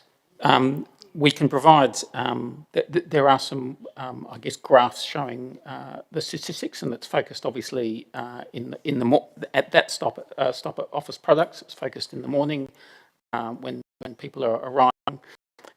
Those are statistics for the month of April, and I guess Horizons, if they're here, would qualify that April tends to be I guess not necessarily typical across the year because there are Easter holidays, school holidays and other changes. So it's not necessarily reflective, but it's a 55% increase on the same month of 2023. So that's what they were showing. Okay, thank you. Thank you, Mr. Mayor. All right, that's the questions done. Thanks, thanks to the team there. Look, councillors, we've got some recommendations here, and I think all round this is around balance, and we're damned if we do, we're damned if we don't. And I personally think I'm not in the camp of spending $1 million plus just to rip out some bus stops at this stage. And I do think that we need to give this project, as difficult and as hard as it is, some sort of time frame to get properly started. We're judging the project on it being unfinished at this stage. So I'll be looking at moving 1A, and seconded by Councillor Mickelard, and that is around retaining the 4 in-lane bus stops in positions on Featherston Street between Aroha and North Streets, while officers monitor and evaluate their function, report back to council. Could I put here, with the seconder's approval, November 24 and also April 25? And I say that because we're not giving this project enough time, and noting that it will come with no additional cost to council. So look, councillors, and I appreciate people in the gallery and presented a good debate, and I think it's been healthy to stop, get an understanding about what is happening, and to understand really what is the true cost on doing this work, why we've got to this stage. And I'd have to say, could we do things better? Yes, absolutely. But there is a few misconceptions as well, and I just want to, emergency management's an interesting one, because there has been a lot said around that, and also a lot online as well, that emergency management services don't use this road, and haven't for some years. But in the unlikely event that they would use it, it has been designed, and officers have confirmed to me that they have been in many meetings around the co-design with both Fens and St John's, around the separators, being able to cross those in the unlikely event of an urgent emergency on the road. They use Tremaine Avenue as the default, and anybody can go and ring the fire commander and ask him that if they want to, or St John's manager. But we do need to regain the public community goodwill, and I admit there's some social licence here which has been lost, and that's why we've got a gallery full of people urging us to make a different decision. I don't think we can make that at this stage because the project hasn't been finished. I go back to some of my original comments. You're judging a house design without it being built yet. So, and I'm very true in my comments, we are judging it before it has been finished. So, but we do need to change the way we deliver these projects. And look, it's obvious some people simply don't want them either. So we do need to understand, does the community want this as a whole? So I think we do need to also review the urban cycleway pathway plan. Councillor Isabella brought that up in some questions, and I think it is a 5 and 6 year old plan. And I urge the officers to get the public involved in that. It's not just an officer game, it's actually the public's. So I urge the officers to open that up sooner rather than later. Otherwise, there won't be a lot built, because there won't be the social or the public goodwill for that. So we do need to change the way we're doing that. So in summary, councillors, let's give the project a chance. It's not finished, or it's not even half finished. Let's get all the functionality around the lights, everything else that's going with it. There's been some comments about parks in the middle of the road. Well, of course they look like they're in the middle of the road because we haven't got the separators in yet. But look, we do need to understand, how does this work, judge it in November, get a full year in April, absolutely do some numbers around it, and then see where we are going. So I ask you for your support on this, and we get some sensibility too around the costs. Councillor Wood. Thank you, Mr Mayor. Just to start with process, my recommendation is separate to this, so we'll debate this after we make a decision on the bus stops. Is that correct? If this fails, you've got your alternative can come up. Apologies, so my recommendation is not an alternative, it's separate completely. It doesn't hinge on what decision we make today on the bus stops. I'll have to take advice on that, but anyway. All right, well, I'll speak briefly to this one. The first thing I'd say is that last week I supported $397 million of reductions to the capital program, so today I'm going to support putting $1 million back in. Disasters are expensive to fix. When a hurricane comes through, or a tornado, or an earthquake, it costs money to put things back and make them right. And so I appreciate the officer's explanation that those bus stops cost $230,000 to put in. That wasn't my understanding, so that gives me some context as to why they're so expensive now to alter or to take out. So I accept that it is going to cost money to fix this. I don't take any pleasure in that. I don't like it. I wish we weren't in this position to start with, but that's the situation we find ourselves in. And so there's no free way that we can fix this. I would have to say that the house analogy really gets me, because if your house is on fire and the community are standing at you saying, put the fire out, and we go, well, let's wait until we've built the second story and see if it's still on fire, I just reject that analogy. I'm sorry, and the community has made it exceptionally clear. These bus stops are not going to suddenly move out of the road when we put separators in and suddenly going to change in a year's time. We know there's a problem now. We know that this is the only place in our network where we have in-lane bus stops. And I have to argue about this bizarre absolutist argument that gets put forward that in-lane bus stops are the only acceptable option, except the fact that we don't have them anywhere else in the city. It's acceptable everywhere else to have curbside bus stops, but on Featherston Street it is crucial that they are in-lane. Well, I disagree with that argument. We talk about the synergy of road layout for cyclists. Well, it works even half a kilometre further down Featherston Street where there are curbside bus stops. So I don't agree that in-lane is the only way that we can do it. I also want to build off Councillor Naylor's questions, and I jumped back in before she asked them, that at the moment we say if there's a bus stop in the middle of the road, the car simply has to wait until that bus moves. Now we know that there are cars constantly using the road. We know that cyclist movement changes around peak times. And so what that means at the moment is, if a bus is parked there, it is almost guaranteed there will end up a car stop behind it.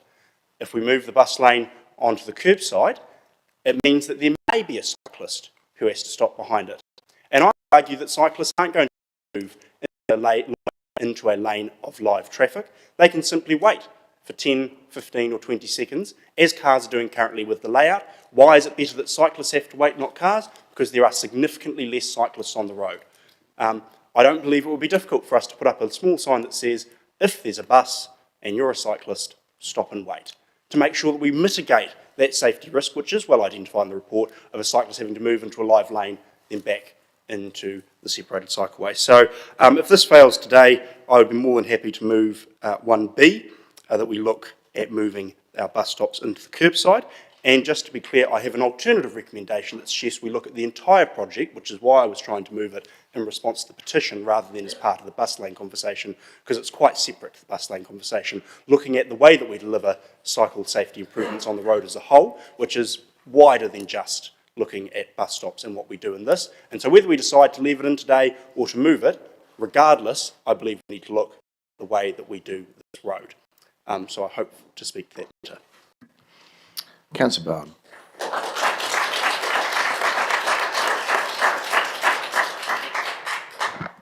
Thank you.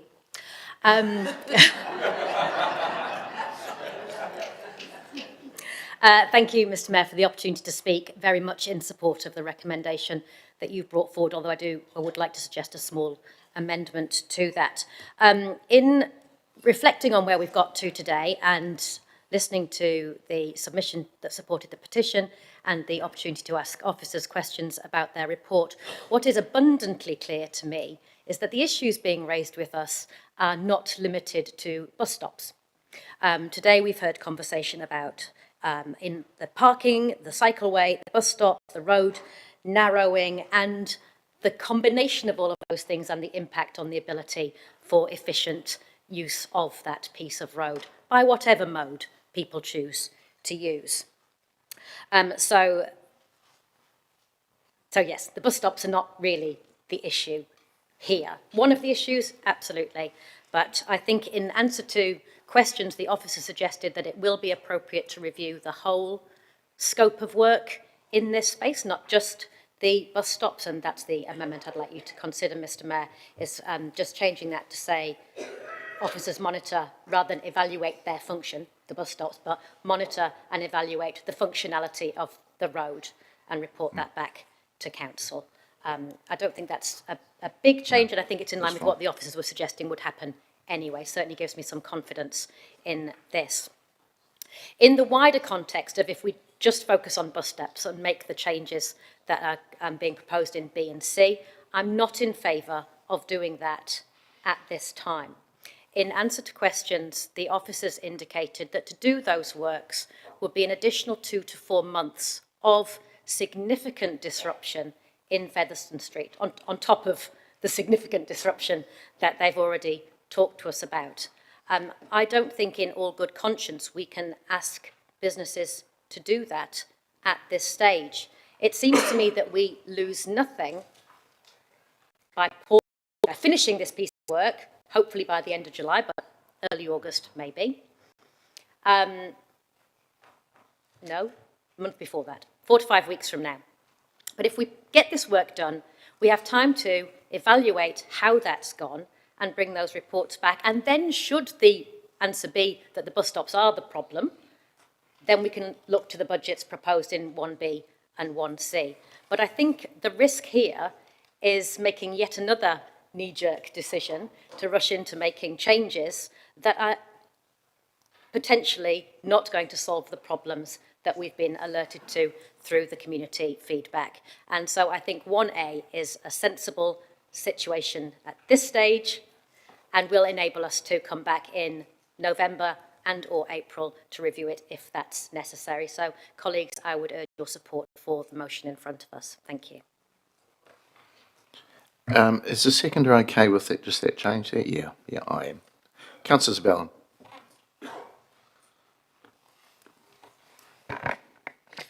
Thank you, Mr. Mayor.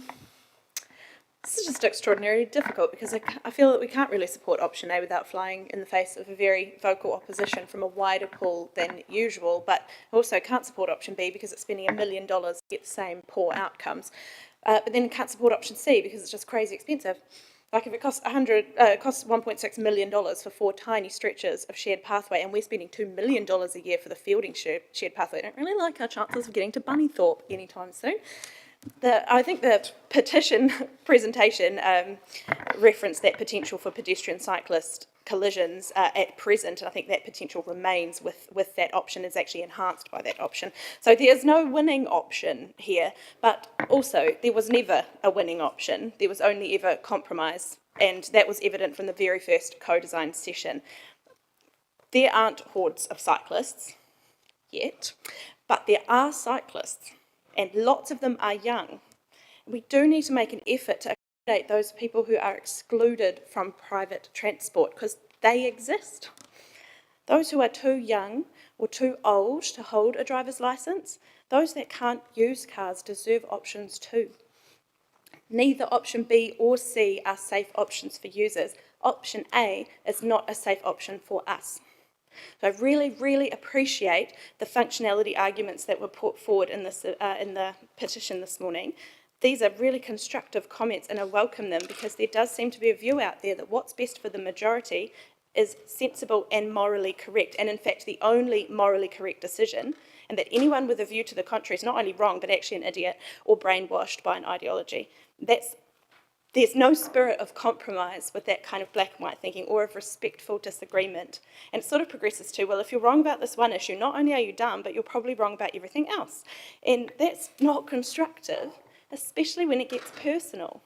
Personally targeting some among us as the sole drivers of that work when it is in fact a team effort and stemming from a master plan that's 5 years old. Screenshotting pictures of certain submitters with opposing views and ridiculing them and shaming them online, I want to be clear that voting for option A makes any of us vulnerable. Not physically vulnerable like swerving into a live traffic lane to avoid a bus, but still not great. And if it's got to this point where there is straight up anger, then we need to change our approach. So I do strongly think that a review of that cycling network master plan is called for. And I'm glad to know that that is going to happen. If there's this level of opposition to putting protected cycleways in other main routes, maybe we do need to rethink and re-engage so that we can reset this in terms of our civic relationship. We need to restore confidence and public buy-in, and pressing ahead certainly isn't going to do it. We need to remind people of where this has come from in the first place and restart that conversation about the bigger picture. It's much bigger than Featherston Street. It's a picture of a connected network and people having options no matter how they are choose or forced to travel. It's not always an option for everyone. Particularly was very moved when I went to the Grey Power meeting about the changes to the bus network, and I was extraordinarily affected by the stories of people who were actually isolated by some of those changes because that was their only mode of transport and they were not permitted to hold a licence. So I'm trying to be conscious that there are those who don't have choice and we can provide them options. I think that with the changes that we've made through the long-term plan, we've halved the Cycleways budget, and with the new bus service being rolled out and being 5 years since we looked at that master plan, government funding opportunities not likely to be, abundant. We need to be very intentional about what we do next and when, and we should take that time to check in with the community about what the big picture could be, so that when individual projects come along, that they aren't unwelcome, unpleasant surprises. But some comments. Cars are driving in the parking lane, cars aren't even stopping at the lights. Council don't like cars, and by inference, drivers, and don't like businesses. They better like being unemployed in the next council elections. They're petty, vacant councillors, lunatics running the asylum, just another reason to hate cyclists. But this is about bus stops. Comments made to me. Personally, I don't think the bus stops are a big issue on the traffic flow here. Admittedly, it's worse, but the whole city's traffic isn't great right now. I'm really over businesses thinking that they're the only people that matter in this city. Keep it the way it is. Complete the project as planned and designed by experts. I went to all those co-design sessions and I sought and received feedback on my social media. I read thousands and thousands of online comments, read all the material, had dozens of face-to-face discussions. I've been engaged as I could possibly be, and I still don't know what the answer is that serves everyone fairly. I think we'll hear many viewpoints around the table today, and that's as it should be. It's representing the multiple viewpoints of the community, not just one. That's the point of having so many of us here. I think the only thing that's really clear with this is that we need to revisit our master plan. I don't know how I'm going to vote on this. I'm really looking forward to hearing everyone's comments. Thanks. Councillor Arnott. Thank you, Mr Mayor. It has been Arnott's and Palmerston North since the 1890s, and a shame for me they didn't stay in Australia with their brothers making biscuits. When our forefathers laid down this network of streets that we have here today in the city of Palmerston North, they blessed us with the foresight of making certain collector roads nice and wide enough to park your horse and carriage or stagecoach on the left, room for another one to pass down the middle with another one on the right waiting to turn around. For other traffic, there seems to be a concerted effort of recent to wreck our roading network and slow down the city at a huge cost to all. The collector road, as the name suggests, is one of a city's main arterial streets, one that can move from A to B at a faster pace and a longer distance, collects other roads and streets, cul-de-sacs, etc., just like Collins Street. And unfortunately, no lessons were learnt in the Collins Street fiasco, and here we are again, the ratepayer being asked to spend an obscene amount of money to fix a problem it didn't create. As one of the councillors that voted no at these changes from the beginning, that will continue here today. And the only time you see me voting yes for anything to do with Featherston Street is a vote of no confidence or a vote to revert this important city street back to how it was before. It was brutalised, but not at a cost of $5 or $6 million, I can assure you. I've talked about Nasa Street and reducing the width of the exits of that street in particular, and trucks having a much tighter turning circle now and having to go further into the other lane of traffic. Now, I won't start quoting Winston Churchill as the mayor, but I will quote Confucius, and when it's obvious the goals cannot be reached, don't adjust the goals, adjust the action steps. Thank you.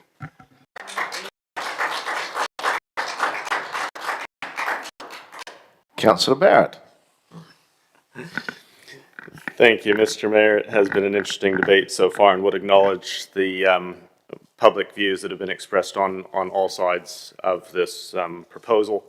And pleased to inform the Chamber colleagues, and I'm sure we're all actually in this mindset, that we are prepared to reconsider those bus stop locations.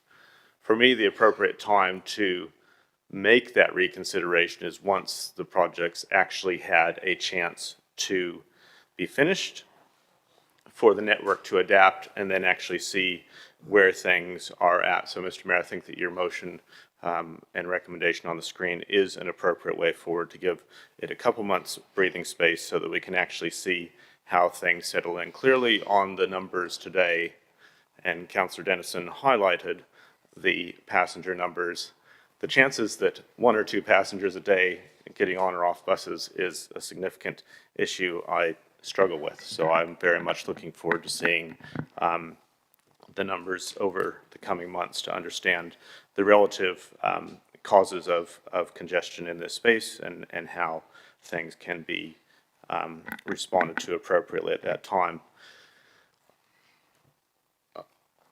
This is a challenging project and a challenging part of the network to work with, but fundamentally it is about restoring the balance to a part of the network that has over time become incredibly car dominated. And we know that we actually need to have Featherston Street serve as a balanced connection that allows drivers, that allows people on bikes, that allows pedestrians, bus users, etc., to all use that space together. And sharing is tough, and we're seeing that today and every day as we continue to work in the transport space as the city gets more crowded and as we continue to prepare ourselves for growth. And very much getting Featherston Street right is about ensuring that we have a city that is ready to continue growing and that has a transport system that works for everyone through that growth. So that does mean some growing pains, but it would be unwise at this point to have an abrupt reaction where we either rip everything out or where we sink another $1 million into something that hasn't actually demonstrated to be a substantial contributor. And those things would be an incredibly unwise use of public money. So I'm much in favor of the approach that you've laid out here, Mr. Mayor, which is that we do review in November and April to build a full picture around this. I would certainly concur with Councillor Zabellan's comments. I think would be very wise to ensure that we do have strong public engagement around the urban cycle network master plan so that we can really gauge where the community response is on those projects as we continue to make sure that we build a city that is livable and works for all of us. Councillor Finlay. Thank you, Mr. Mayor. You know, if you drop a brick on your foot and you break the bones in your foot, you get some pain, and you go to the hospital and you get the foot reset and the bones fixed. Well, councillors, we've dropped a clanger. A right clanger. Not a person in the city in the last 3 or 4 months has said to me, "Man, what a fantastic job." They've said the opposite. Now, we have to reset the bones. We have to reset the hurt that we have done to our community, to the businesses that are closing down, to the people that are having trouble getting around buses, for the people that have been held up in intersections for ages. As I said before, we're joining Auckland with traffic jams. We've got to bite the bullet here and undo the damage we've done. I won't support this because I believe we've got to go back to the start, undo what we've done, and bring back something which seems to have lacked in this whole process: common sense.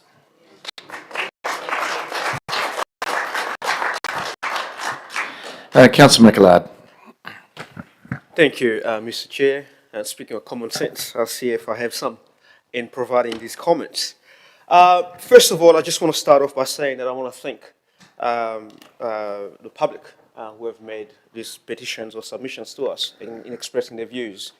I know that, Featherston Street has been quite a hot topic in Palmerston North, and personally, I don't think I've seen a street in the whole of New Zealand that has generated so much interest in terms of design and that sort of thing. And I also want to thank staff, and also some of staff, and also the people that I've been working with. And I know for a fact that staff have actually consulted extensively on this, and I commend them on the consultation process, because this was an extensive consultation process that involved lots of hours, lots of community work, lots of views being expressed and being condensed into. So I want to commend the staff also for the work that they've done on this. I think when we think about this street, or this, this particular topic, the options that are presented before us are not easy. It brings us back to the notion of you're damned if you do, and you're damned if you're not.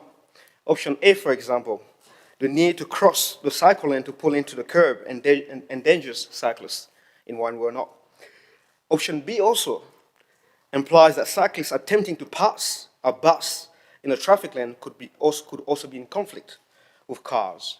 And option C also indicates that if cyclists were to use a footpath, they could crash into pedestrians. So none of these options are easy to sort of make a decision on. But I think option 1A is actually a sensible one to go for. I personally am supporting this, simply, number one, because of the costs associated with this. Given the cost pressures that our community is facing, I'm not prepared to fork out $1 million to undo what we've already done.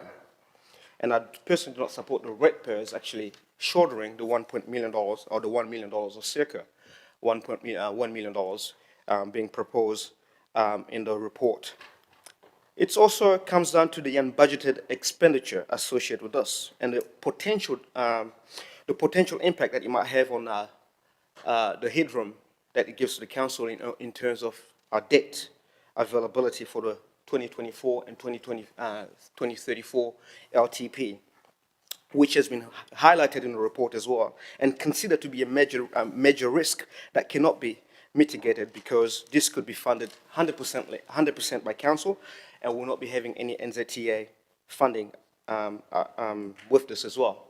And one of the reasons why I'm also voting in favour of this is also around the safety aspect of it. I think councils would have heard me throughout this, since the inception of this particular topic, that safety, in as much as I understand that the design is not probably what a lot of councils are comfortable to have, or also the community is not actually comfortable having. Safety for me, I think, is an overarching sort of principle that guides my decision also in this.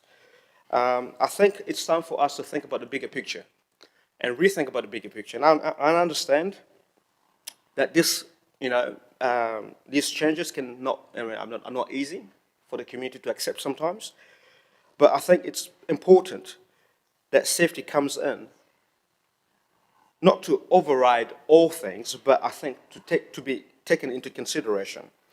I think it's important also that as a council that we make our roads safer and more attractive for all road users. And personally, having seen the graphs and many reports that have come before us, 442 accidents and 2 deaths in the past 10 years. 2 deaths is 2 deaths too many. And I'm not prepared to have more deaths on our roads. And these are only 442 accidents that have been reported. And there are other near misses that have not been reported, for example, to the police as well. 28 accidents involving cyclists. 19 involving pedestrians. These are all the stuff that are guiding my decision this morning, not only the financial perspective, but also the safety perspective. And I think in thinking about the bigger picture, we need to make sure and ensure that we provide a connected transport network that works for all road users, not just cars, but for those on motorcycles, for those on bicycles, and for those on scooters on our footpath, and pedestrians as well. So those will be the ones, those decisions, those are the factors that will be guiding my decisions. And I perfectly understand where the community is coming from, and I hear your concerns, the businesses that have spoken to us. who have also had the opportunity to provide input into the consultation process. So I just want to thank you for that. But for me, I think it's coming. I mean, my decision is largely coming from the financial perspective, and that's the reason why I'll be supporting option 1A, just to avoid the costs that the ratepayers will be shouldering. Thank you. Councillor Dennison. Thank you, Mr. Mayor. I won't be supporting A. There's no way I'll be supporting A. The rationale is around the social licence. It's just not there to continue on blindly and being so proud to change your vote. This silent majority has got noisy. I said it in the long-term plan debate. I'll say it again now. And if you're not listening, I think it's going to cause some future problems.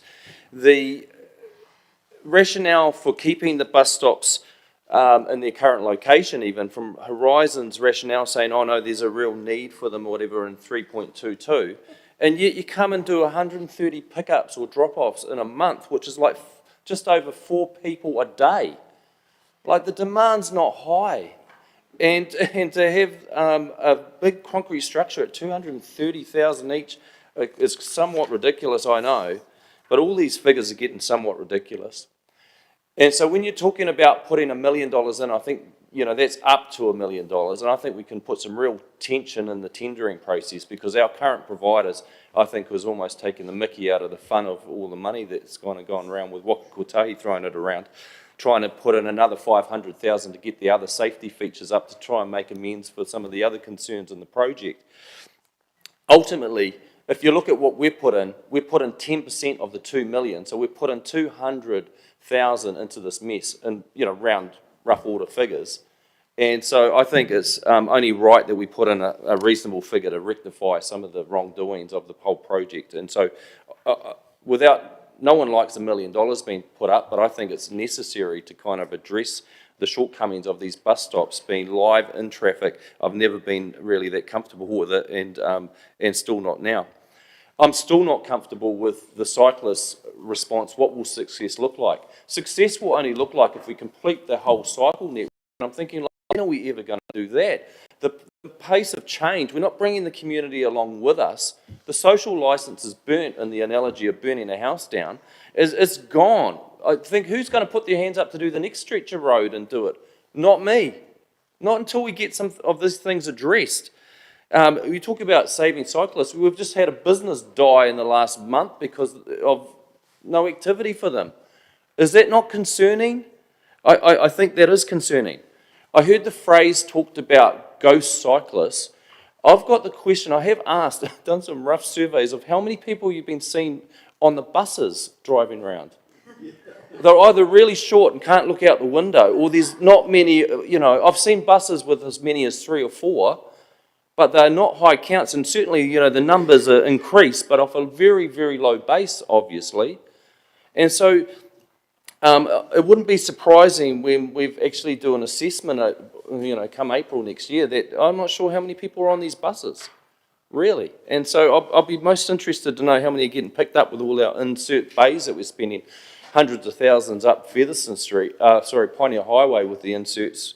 I hope this bus network is as successful as they're singing the praises for it, because I'm not seeing it personally. And so, and neither are a number of people that are in my ear. And so these are questions that are concerns, I think, that are widely viewed around the community. And so I'm also interested in what the other notice of motion is going to be put up, but I'll be supporting the alternative on this one regarding bus stops. Thank you, Mr.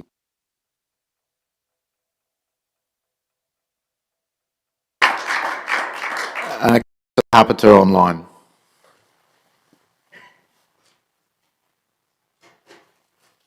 Thanks, Mr. Mayor. I will not be supporting 1A, along with similar lines to Councillor Dennison. Most of the funding for what was put on at the moment came from NZTA. So what we have to do is basically put up and stump up the money and take it out. And I think we have to put it right, and we have to put the money up to put it right, because we haven't paid for what's gone in. NZTA has paid for it. So I just think we have to put the money in, and I'll be looking forward to that the alternative motion that Councillor Wood's putting up. But I've never supported what's happened to date, and I don't support what is happening now. And I just think we've asked several times how much this alternative is going to cost to take out this bus stop, and we get told different times that it's different prices, and that really worries me. So that's why I just want it taken out. So I'll be supporting taking it out and just getting on with Featherston Street being put it back to normal, because that's what we should be doing. Thank you very much for the petition, and thank you for the public that are there today. Really appreciate that, and I just look forward to that alternative going up, and I'll be supporting that. Thank you, Mr. Mayor. Councillor Meehan. Thank you, Mr. Mayor. I will not support 1A. The simple fact was I was one of 5 councillors that didn't support this thing right at the start. The design was bought, it was seen, it was clear, it wasn't going to work to some people. It's gone on ahead. Now we're in a situation where businesses are closing, as it's already been said. Businesses are what keeps our city going. We can have all the cyclists, and we can have the 3 people on a bus and electric buses, but the reality is businesses keep our city alive, keep it going. I've heard it said a number of times about shared pathway, and some time back that was my suggestion would be the best result with cyclists full stop in Palmerston North. Put a shared pathway. I've heard it said you can't do it, it's too dangerous. Okay, a cyclist will run into a pedestrian. They're doing it in lots of other places around the world. Where they get overloaded with vehicles, they're putting cyclists and pedestrians on the path together. Okay, the reason being, there's less accidents. If you get hit by a bike, there's a lot less damage than what you do if a bike gets hit by a car. So the bottom line for me is this design hasn't worked at all. It was never going to work. It's created major problems with our businesses, with people. The petition we've seen this morning. And it's just sometimes you've got to bite the bullet and take a step back. You just have to. Whether we like it or not, sometimes we've got to go, well, we might have got it wrong. Okay? And I don't think there's much of a might in this one. I think we definitely got it wrong. And it's time to step back, take a re-look, a rethink about the whole thing. And if it costs us, well, it costs us because 10 voted for it in the first place. Thank you.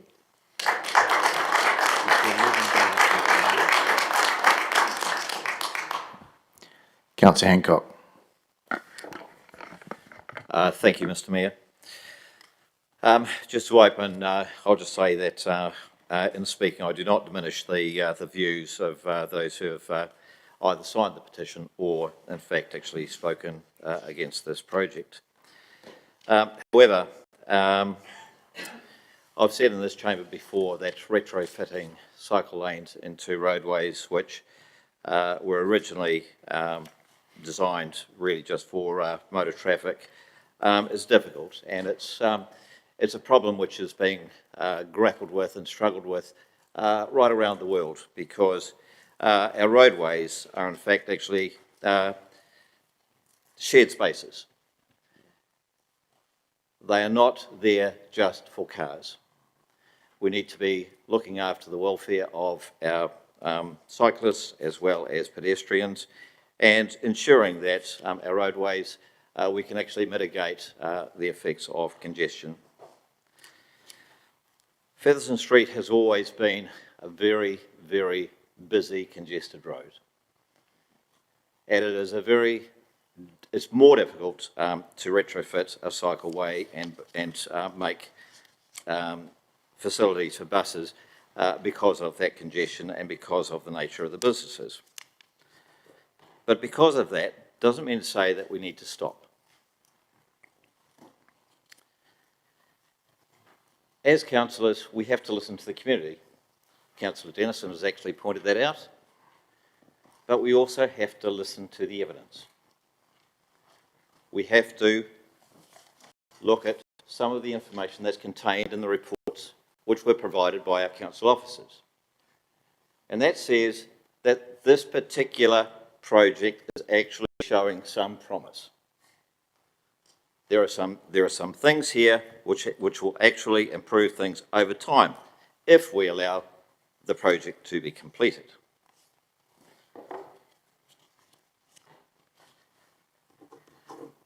We need to listen to the evidence.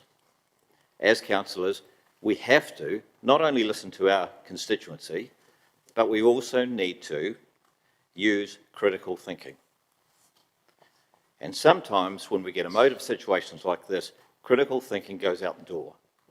Please don't do that, councillors. We had very similar challenges around Main Street and also Cottage Street.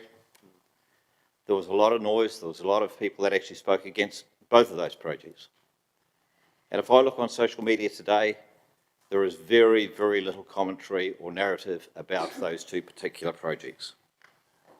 We learned a lot from that. And the consultation process that was undertaken by our council officers, in particular around Featherston Street, was exemplary. In fact, it was so good that it was actually given a prize recently in terms of media relations and consultation. The other thing which we've got to think about here too is that we've got, who knows, $200,000, $500,000 of ratepayer sunk costs into this particular project.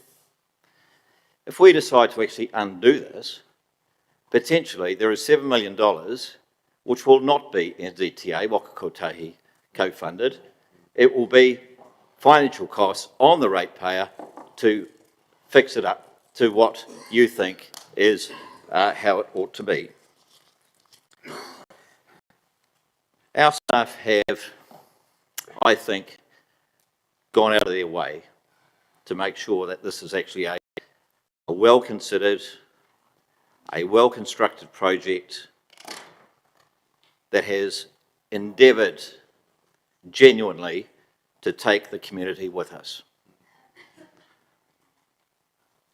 As I started off today, retrofitting cycleways into roadways which were designed purely for cars is difficult. Our staff have used international best practice in terms of what they have done to date. So we need to complete the project, and as the Mayor has suggested, put it through its paces in terms of reviewing it in due course. Thank you, Mr. Mayor. Thank you, Mr. Mayor. I just want to acknowledge the complexity of the situation that we face. Coming here today, I really didn't know which option I was going to vote for, because quite frankly, all three options in the paper aren't perfect. And what we have is a situation that's far from perfect, and we're trying to find a solution that the options in front of us aren't perfect either. I think for me, there are multiple factors that are creating congestion in Featherston Street, and multiple factors that are causing people to be unhappy with the situation. So for me, it's not just the in-lane buses. However, there's a part of the report in attachment 5 from Senior Transportation Engineer Winston G that reads, from a ROSA user perspective, design inconsistencies or outliers can lead to confusion and misuse of the facilities and resulting in increased safety risks. I'm a cyclist in the city, and as I've cycled round in recent weeks, considering the feedback from our community, I've considered how different it is going down Fitzherbert Ave where the buses pull over, and if there's a bus pulled over, as a cyclist, you just bike on around. And I've bussed down Featherston Street, and it's quite difficult. And that's why I asked the questions this morning about what is a cyclist meant to do when it gets to that point where it gets to the cycle lane where there's people getting on and off a bus. And a cyclist is not only going to bike up and down Featherston Street, a cyclist is going to bike across the city, including Featherston Street. So we do need to think about our cycle network in a way that does provide some consistency for cyclists. I'm one of the least in favour of spending unbudgeted money around this table, I think. I think most of you would agree. But if we've got a situation that needs fixing, I do think we need to fix it. I've also just been contemplating the timing, and there is a part of me that would prefer to wait. But if we're identifying that the current situation is inappropriate, I think perhaps, even though it will cause quite a bit of chaos if we do need to change those treatments, I'm actually at the moment in favour of the second option in the paper, despite the unpleasantness of having to spend perhaps around $1 million in order to do that. But this is an issue that our community far and wide have identified that they're unhappy with, and I do think we need to fix it. So I won't be supporting the motion in front of us.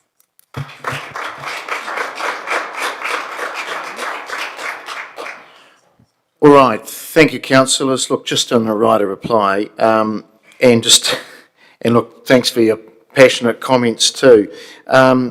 Couple, putting it back to normal. What is that? Car dominated, 60, 70 Ks, driving past 2 schools that are all fenced in like prisons. Is that normal? So, really, what is normal? Also, I prefer that we don't light fires in the house, councillor, before it's finished. But I would like, I mean, this is a compromise. Absolutely, it is a compromise. And I want to depoliticise this too. This shouldn't be about a left or right view. I don't quite know where that's come from. And, excuse me, please, we don't do that in the chamber, please. And it shouldn't be about a political view. It's actually about safety and making the carriageway usable for all, including cars, but also cyclists and pedestrians. There has been 2 deaths there, and I find it ironical that we're talking about safety and some of us are prepared to accept the 2 deaths. I think that's quite unbelievable. But look, if it means to take a little longer, and that is the price for a vehicle movement.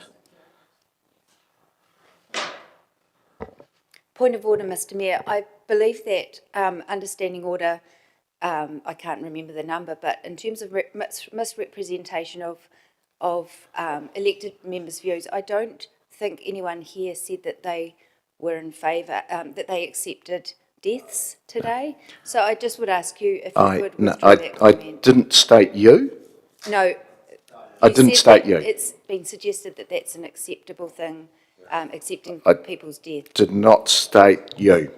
Thank you. So, I wasn't suggesting that it was me. I said any elected members. I haven't heard any of my didn't colleagues. say any elected members. So, again, it's about safety, councillor. And I think if it's a price to pay, really ask yourself that question. Surely we want a speed zone. And if it does mean it takes a little longer to drive through, is that acceptable? Look, we do have to give the project a chance. But spending $1 million right now to rip it out, is that the right call? So look, colleagues, you do have to give the project an opportunity. Spending $1 million now, when we've just debated over 3 days to save that money, does seem bizarre. If you want to rip it out when you've seen the true numbers, then that's probably a better debate to have. So hold your thoughts to November and April, and then have that commentary when you've got some numbers in front of you. So please, councillors, do be careful about the emotion. I know it can get to people. But please vote for A. It gives the project an opportunity to be judged properly. And then if it is wrong, we might have to make that call then. But at the moment, it's too premature. So please, I'd ask you to vote for A. Thank you. We will vote.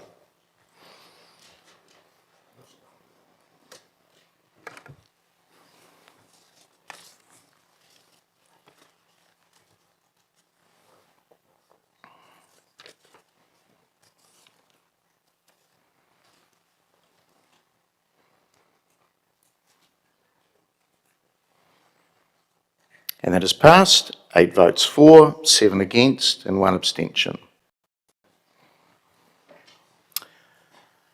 All right, councillors, we've been more than 2 hours, so we will have a break. Thank you. To members of the public, is there a cup of tea? For members of the public, there's a cup of tea or a cuppa there in the link span for you. Thank you. We'll be back in the chamber. What's the time? We'll be back into the chamber at 25 to 12. Thanks.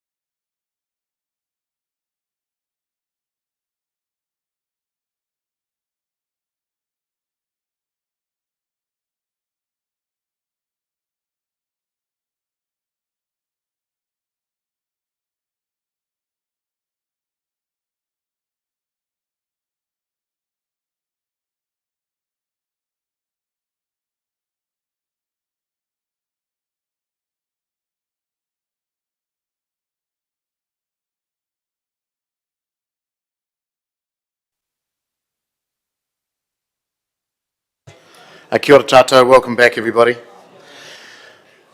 Right, colleagues, I have to take a call at 12:30, so we'll break for lunch at 12:30, just to give you a bit of a heads up, and we'll come back to our at 1:30. So we're still on recommendations here, and come to number 2. The council note the remaining elements of the Featherston Street Safety Improvement Project will continue to be implemented as planned to be delivered by 30 June 24, including the side street improvements, placemaking, cycleway separators, noting that these elements are 90% co-funded from NZTA. Additionally, noting that the resealing of the section of the road on Featherston Street will also be undertaken through council's reseal program, which is 51% co-funded from NZTA. I'll look to move that, seconded by the Deputy Mayor. And I'll open it up for any comments. Councillor Wood. Apologies, Mayor, I know it's late, but I was just wondering if I could ask a quick clarifying question. Just to clarify, when it says the remaining elements of Featherston Street, does that mean Aroha to North, or does that mean Botanical to Ruahine? Can I get an officer to respond to that, please? I understand it's Aroha to North. Apologies, Councillor, can you just repeat the question? Yeah, I apologise, I should have asked earlier. I just want to clarify whether when it says the remaining elements of the Featherston Street improvement, does that mean Aroha to North or Botanical to Ruahine? Aroha to North. Thank you for that clarification. All right. We've debated this long enough, so we'll put this to the vote, please.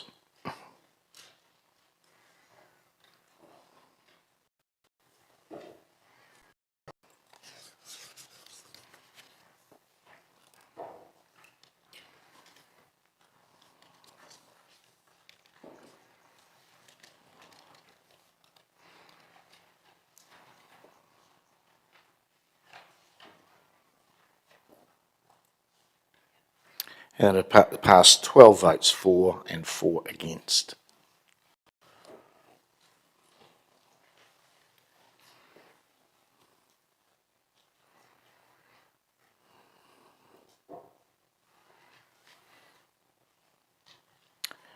All right. Right, we've got an additional, an additional motion here from Councillor Wood. And this is around the Chief Executive report back to Council on option 1, a shared walking and cycling pathway, and 2, a non-separated cycleway on Featherston Street from Botanical to Ruahine Street. That's moved by Councillor Wood and seconded by Councillor Meehan. Councillor Wood. I'll just ask briefly if we could change that to report back in November, given that now is what's been approved under option 1A. If Councillor Meehan's happy with that? Yep. Thank you, councillors. Well, I'll speak briefly to this. This was in response to the petition we received this morning asking for us to revert the street back to what it was before.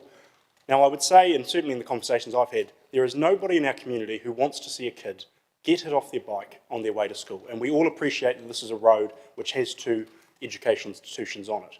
We've also heard from those educational institutions that they don't have confidence in the design that we've put forward. And so what this seeks to do is that if we're going to look at changing the layout of that road, that it's not a binary option of either as it is today or back to what it was before, full stop, with nothing else to consider.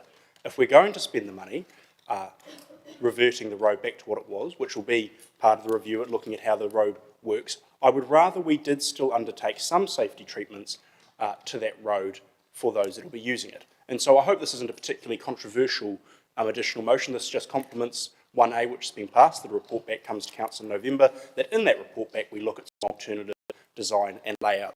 Much like we spoke last week about our Awapuni Library, I believe we set Featherston Street up to fail by only looking at a separated cycleway, either a unidirectional cycleway, which we went with, or a bidirectional cycleway. Officers have said some high-level discussions did happen about some other options, but my understanding is the direction of Council was to look at separated cycleways. And so this is going back to that and saying, why don't we look at 2 other options of what we might be able to do with Featherston Street. Now, I appreciate these might not be ideal, I appreciate these might not be what all councillors want, and I'm not asking you today to commit to these as our solution. But what I am asking you to do is make it so that we aren't faced with a binary black and white choice come November or April next year, so that we have some information and some good options on the table. Because I don't believe that this has to be or should be a battle between cars and bikes. I think at the end of the day, we are trying to build a transport network where everyone can get around safely, and nobody likes seeing kids, or anybody else, frankly, knocked off a bike. And so I've always advocated for, you can go back to my original speeches in September, that we look at an alternative design for Featherston Street. I'm not saying no, I'm saying let's do it a different way. And certainly the feedback we've had from the community is that this change has been too much and too hard. And so I think this is a reasonable compromise. This isn't even saying we're going to do it, so it's not actually making a compromise today. This is just giving us good information we can base a decision off in November or April when it comes to that. So I hope you'll support it.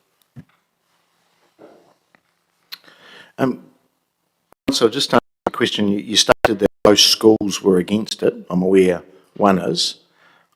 I haven't seen any evidence that the other one is. Can I just ask officers, are both schools against the project? I know there's been some principals that have made comments, but or rectors.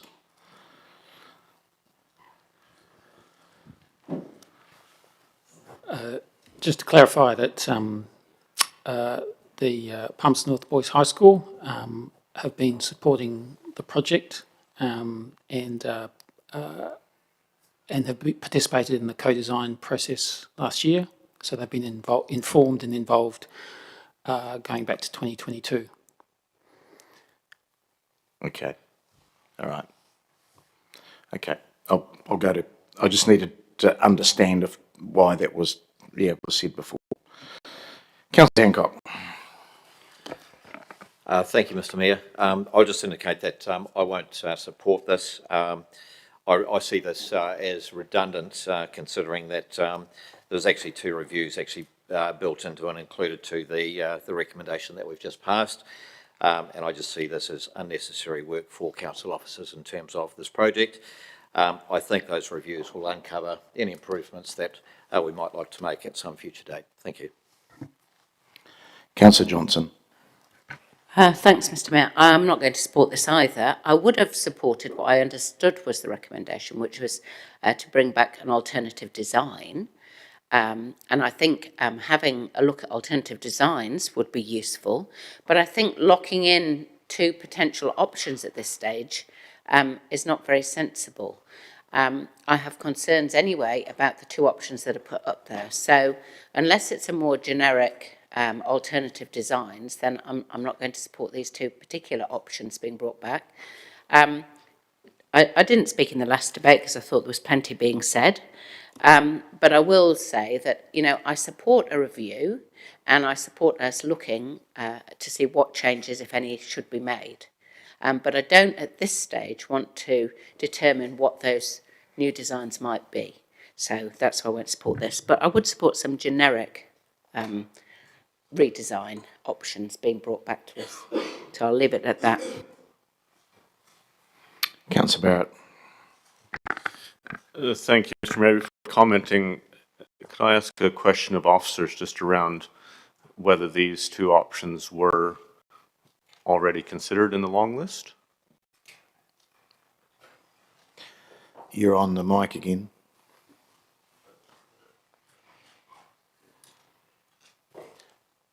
So we conducted a multi-criteria analysis last year where all options were discussed. And like I said in the previous session, we did look at short sections for shared pathway. But we didn't take any of those options further. Okay, thank you.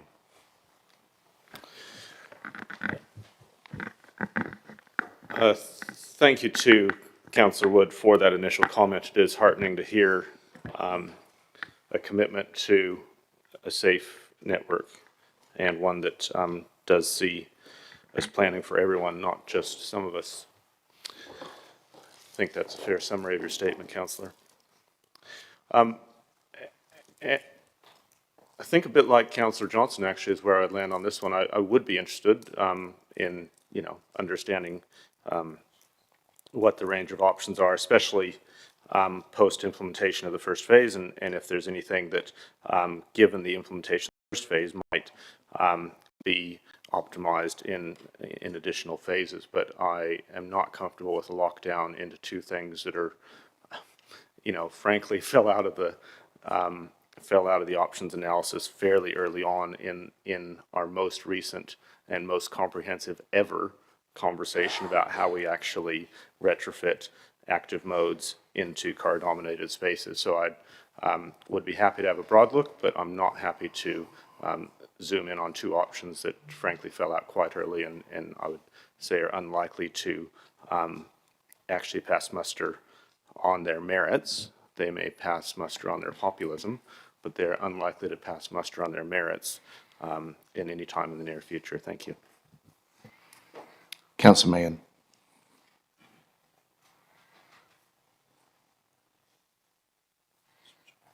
Oh, my apologies. Councillor Meehan. Thank you, Mr. Mayor.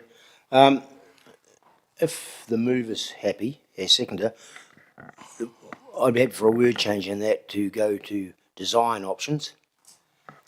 So if we just change that to design options on that, because I agree, when I first spoke to Councillor Wood this morning, that was my preference, that we look at a design of a shared pathway, especially from my travels, and I appreciate those that are saying that these practices that we're doing at the moment are worldwide. They're not. I have travelled a little bit, and I've seen shared paths in lots of countries, and it works. It works. It just means, for a change, that the cyclists have to settle down and watch what they're doing, so they're not running over pedestrians, rather than those in their cars watching what they're doing, not running over cyclists. So it's just everybody playing nice together. As it's been said, we all want safety. None of us want any more deaths on our roads. Okay? We will never stop accidents happening. They will always happen. That's just the stupidity of people. But we've got to look at the best options going forward that's going to work best for us. And some are hell-bent on sticking with the option that's passed today and the design. They're hell-bent on sticking with it and going with it, right or wrong. Do not want to turn around and go, hey, we mucked this one up. Okay? Whereas all we're simply saying here is let's just have a look. Let's have a look at the design of those, because I don't believe the officers have looked at the design on a shared pathway. They've done it in bits, like they said, and I think that's just looking for jumping in and out of buses. But we've heard it said, all the different arguments for and against, but I just think this is really positive to have a look. So if we come to the end of it and we decide we're not right, we need to turn back, we might have another design or option that actually fits better. Thank you. Councillor Dennison. Thank you, Mr. Mayor. I'm going to support the recommendation. I think this is smart to get a little bit of a eyes up again and look at some broader options for the stretch.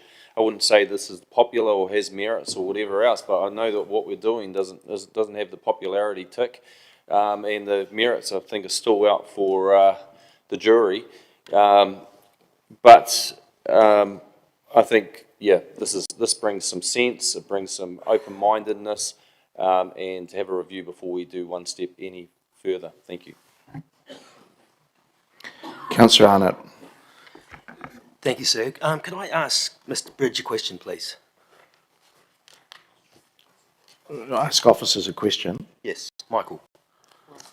What in terms of this? Yes. Okay.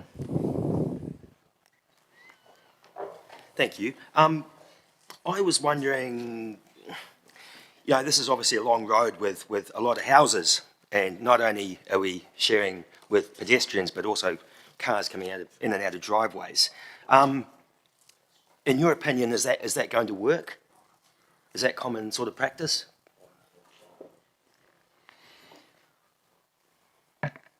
So, sorry, is the question whether the shared pathway or the unseparated cycleway would work? Well, a shared pathway with all the driveways, obviously, both sides of Featherston Street, and cars coming in and out of houses. We can certainly look at that and bring back a response in detail about the benefits and the disbenefits and the risks. So we would develop some concept designs and get some peer reviews and some safety analyses and bring back that back to council. Okay, thank you. Just the CE just would like to comment.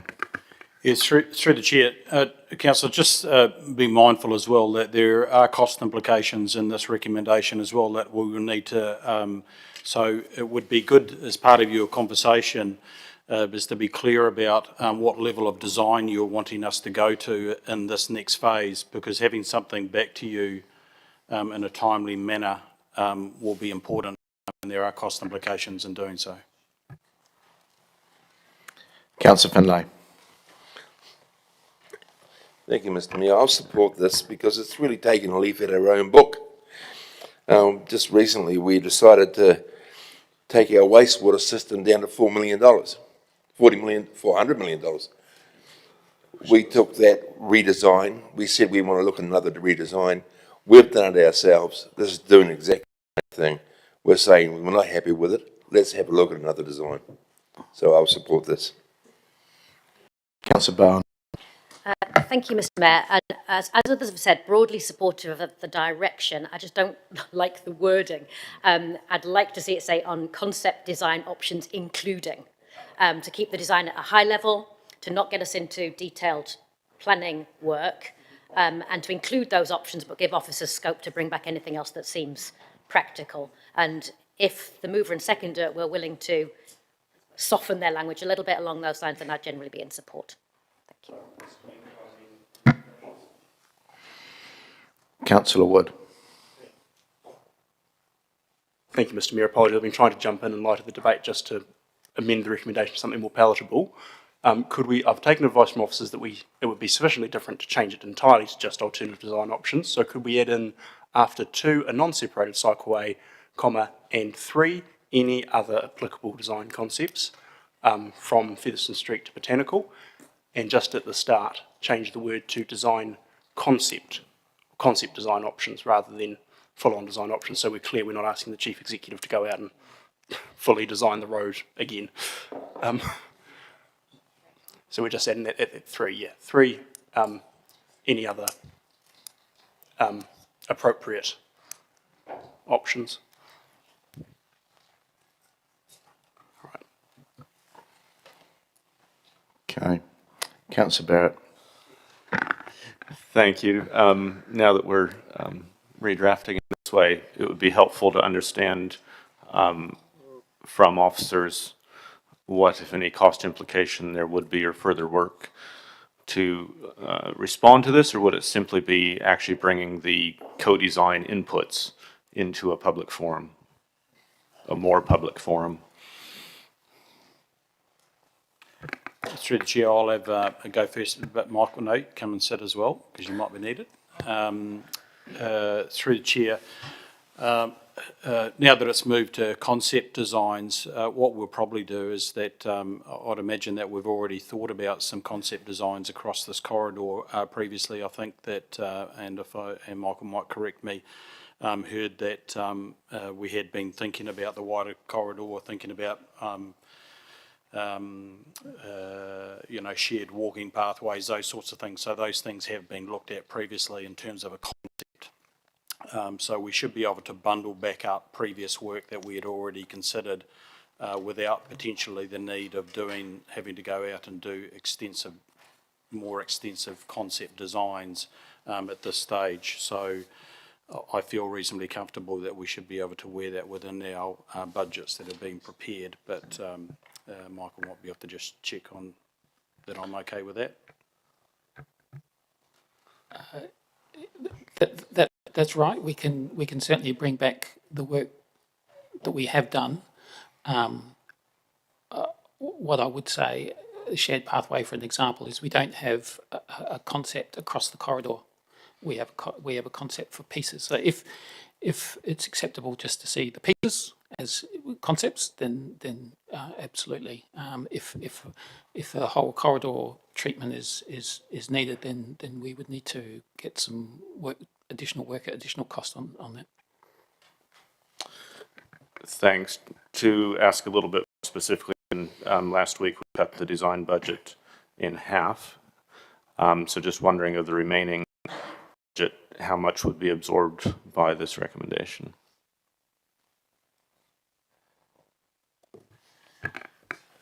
Through the chair, look, we would have to go back and have a think about that. I know that we've, for instance, got some further deliberations and things coming up for elected members on the 10th, and then on the 26th to sign off. Look, I would imagine that we're not talking about big amounts to look at concept designs, but perhaps we can take this as what it is currently at the moment, and then bring back, if we need any additional funding to complete this piece of work, we can have a conversation with you on the 10th or the 26th when you sign off the LTP. Okay, thank you. Councillor Hancock. Yeah, Mr. Mayor, I'm conscious that I've already spoken, but I have a question just to you really. Is this actually an indirect way to actually overturn a previous council decision when we actually made a decision in respect of the current design, which we're in the process of implementing? I don't think it is, because this is the extra bits. We were just That's talking. fine. No, I just really wanted to get an answer. Thank you. North. Thank you. All right, right a reply, Councillor.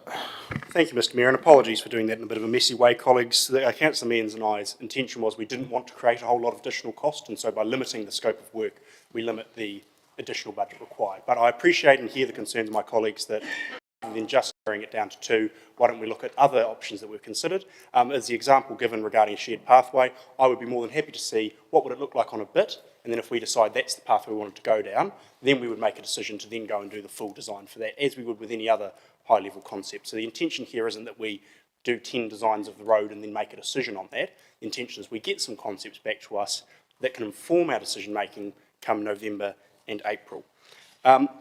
In terms of the scale of work being asked for, I used the Mayor's wording from the recommendation we've just considered in item 8, so I'm expecting sort of a similar kind of report. I've used that language intentionally because we're not trying to trigger a massive, redesign that'll be hundreds of pages long and require safety audits and everything else like that. Councillors were given 2 options to choose between through this process, either a bi-directional cycleway or a unidirectional cycleway. And so this is going, before we got to that point where we made that decision, what were the other options considered so we can have a look at them.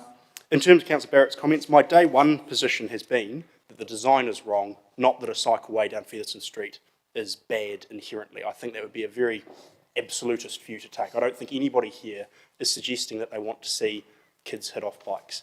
My objection has always been that, in my view, it has been a poor design that has led us to this position, not that the high-level concept of a cycleway is poor in and of itself. And so this is saying, in response to our community's view, that what we've done isn't right. Let's look at some other options, and we may well choose not to use any of them.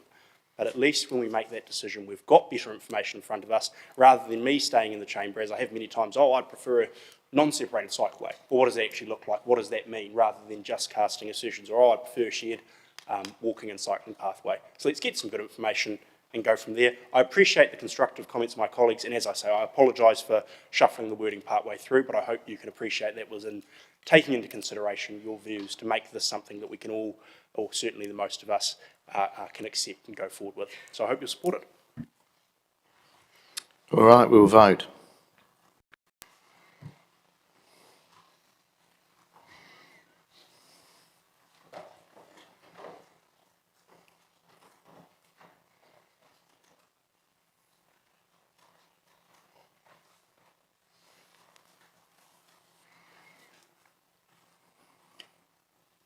And that is passed 15 votes for and 1 against.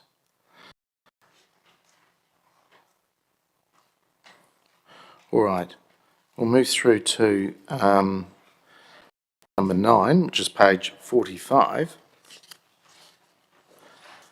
And that's around, I'll ask Andrew Boyle and Jessica to come down, please. This is around the resident survey action plan. Mr Mayor, councillors, Jess is away sick today, so I'm here to instead of her. Just very briefly put this report into a bit of context, because in some ways it was overtaken by circumstances. When we were writing the report at the start of that, you also identified a loss of public trust in council as a strategic risk. So that sort of gave a wider context to our report. And initially this report was due to come to you on the 1st of May, and it hasn't been updated in response to particularly to the LTP processes since then. That's that, Mr. Mayor. Thank you. All right, thank you. So this was the report that was deferred from 1 May. Yeah, okay. Councillor Naylor. Thanks for the report. The question I have relates to the aspect that's come out in this report for value for money, and that being quite low on the bottom of page 47 on that chart, and obviously dropping. The action plan that's proposed, as I understand it, tries to address that by telling our community about what we do more. Is that correct? So, can you turn your microphone on? Yeah, partly, yes. I'm trying to make this not a comment. If the community's reason for coming to that view isn't because they don't know about what we do, but because they have a view about what we do and think it's not good value for money, what action should we have to address that issue? I think that is where the LTP comes in. Right. When you do hear from people what they specifically think is value for money. Okay. Thank you. Councillor Zabellon. Thank you. Thanks, Andrew. I'm just looking at paragraph 4.7, and it's talking about the other major initiative directly involves elected members, and there's some bullet points there. And I just wanted to get a sense for to what extent that is a major initiative, as opposed to us going about our business. It's sort of, yeah. What's your thoughts on that? Is there a strategic overview of our role in that initiative? Firstly, I think, yes, you're right, that is part of your ongoing role, but also think that by identifying the loss of trust as a strategic risk, we can look at it, what elected members do within that context. Thank you. So when it's talking about members talking at schools or chairs of committee talking about their portfolios, appearing on radio and things like that, is there some sort of strategic plan for that, or is that just as and when the opportunity or invitations arise, just since they're identified there in the report? Yeah. Without Jess being here, sorry, I can't answer that, but we can get back to you on that one. Okay, thank you. Thanks, Mr. Mayor. All right. Okay, councillors, we have a recommendation there that council note the actions being undertaken in response to the 23 resident survey results. I'm happy to move it, and seconded by the Deputy Mayor. And acknowledge the officer's work in this and obviously the ongoing work in the action plan. Councillor Barrett. Thank you, Mr. Mayor, colleagues, and thank you to the Chief Executive and staff for continued work on this challenge that we do have in front of us. I'd say, to my mind, the report is good as far as it goes, but it's still quite kind of comms and information oriented. And I would put it to the table that the challenges we face are bigger picture than just comms and information. I think the trust and satisfaction deficits that we do see in this community will only be fixed through more fundamental changes. And I think we as a council need to be prepared to have those conversations, questions and conversations around how decisions are made and how power is exercised and used within this community. So those are things around how we consult and ensuring that there are real and viable options there, broader community engagement, and increasing community empowerment. Those are quite challenging conversations, I'll acknowledge, and I don't know how much traction we may or may not gain on those, but I am firmly of the view that information and comms will only take us so far, and we need to go further. Councillor Naylor. Thank you. Yes, I concur with Councillor Barrett's comments. In reading through this report, originally back at the end of April, it did strike me that there was an assumption that was being made here that for people to be concerned about value for money, it must be because they don't know what we're doing, and if we told them what we were doing, then they would change their minds. And that underlying assumption I don't think is correct in terms of the engagement that I've had with the members of the community and feedback that I've heard from them. And so I think fundamentally the decisions that we make, there are some people in our community who are taking an incredibly close look at what we're doing. In fact, I've had feedback over recent days from members of our community who actually watched online those 2.5 days last week, which I was astounded really at the commitment from some of our community to actually observe the decisions they'd made, I suppose particularly those who had made a submission and wanted to see what the outcome of that was. Just an email that I received from a resident: while I rejig my budget to put aside 25+% of my national super aside fortnightly to meet my rates and insurance, I can console myself, for instance, that the city's lawn bowlers won't get wet in future. So she was being quite sarcastic. Obviously, if you read the rest of the email, you would realise that rates, the impact of rates on her is incredibly significant. So for her, us telling her about all the things we do and expecting that she'll change her view about the value for money, or that would change her view on terms of reputation, is probably not a correct assumption. So we've had this conversation, and it's something that we obviously all have to consider. But I'm at 41% is really, really quite low, and I think it just is something that we need to think very carefully about how we address this, not just by telling our community about what we do, but through other actions that we take. Councillor Zabellin.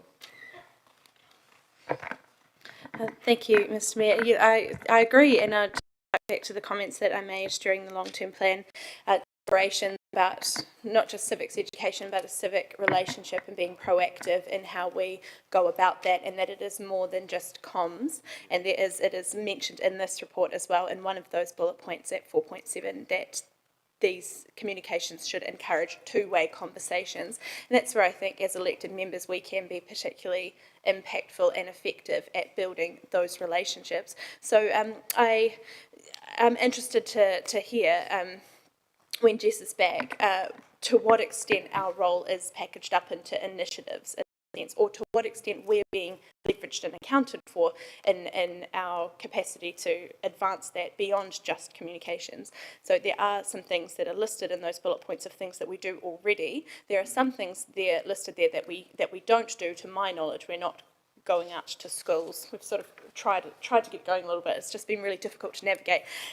We're not always going on the radio or things like that. So I think there are some things in there that are potential avenues for us, but I'm hesitant to call that a major initiative, because it feels each member is doing what they can in their own ways, in their own communities, as best suits the places that they're in and with what capacity they've got. So it's hard to package that up as an initiative, because we can't really measure it, and all showing up in really different ways because we're all really different people. So I think it's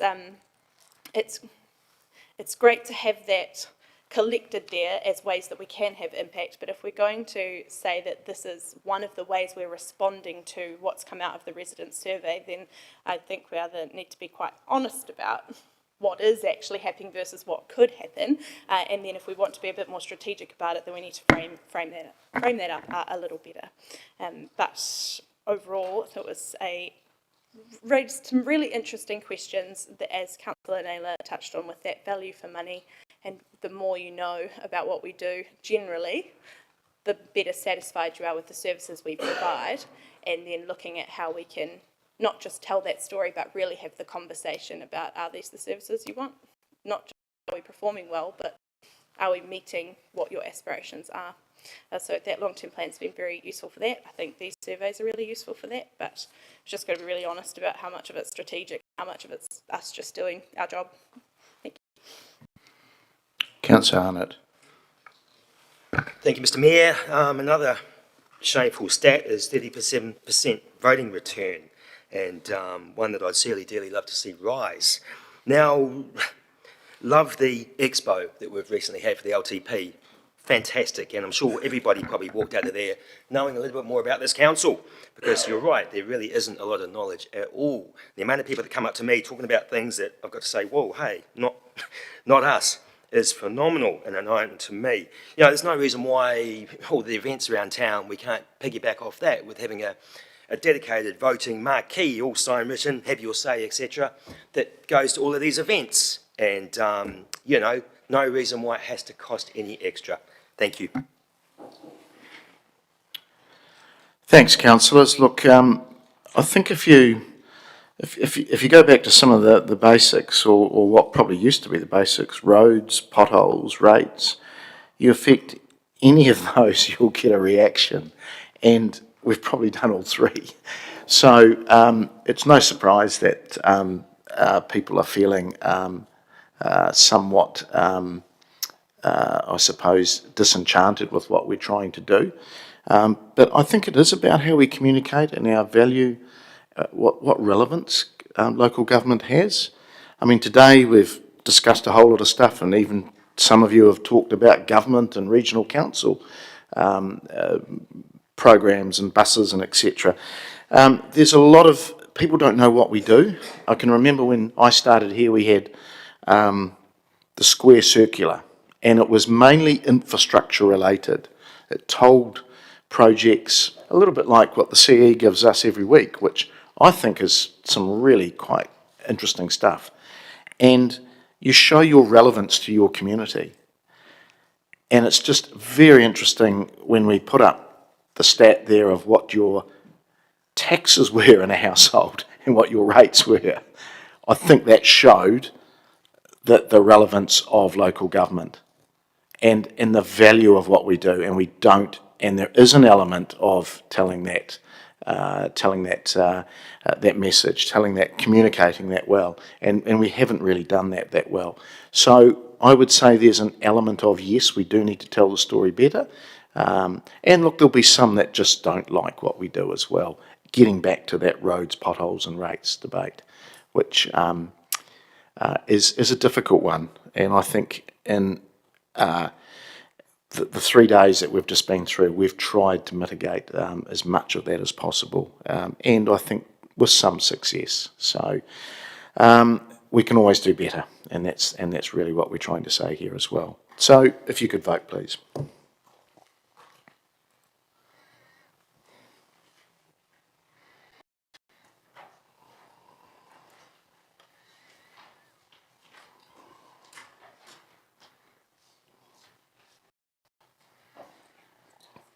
It's passed 16 votes for and none against. Thank you. All right. Number 10 is fees and charges, finalisation. I'll invite Steve Patterson, our strategy manager, forward, please. Page 53, councillors. Good morning, Mayor and councillors. I'd just like to take a moment just very briefly to introduce it. Back in March, you considered a comprehensive report about fees and charges, and a couple of the charges types, ones that needed a period of public consultation, that's the planning and miscellaneous ones, and the trade waste ones. And we've been through that process, and we had one person make a submission, and that's attached to this paper. So our recommendation is that those particular fees and charges that you approved back then for consultation now be adopted. In addition to that, since that happened, there's been an approach from the people that we have operate our pools, CLM, about the agreement that we have with them in terms of the way in which the maximum pool fees are set. And so some detail about that's attached, and Kathy alongside me here will be able to answer any questions you've got about that. Great, thank you. Can I just ask, the submitter was talking specifically around the cost of a limb, and he makes some commentary there around reduction of fees. Can I get an understanding where we do sit around that cost? Are we the most expensive in the country? It's not a question that I can answer directly here at the moment. I don't know the answer to that. Bearing in mind it was in the report, does anybody know?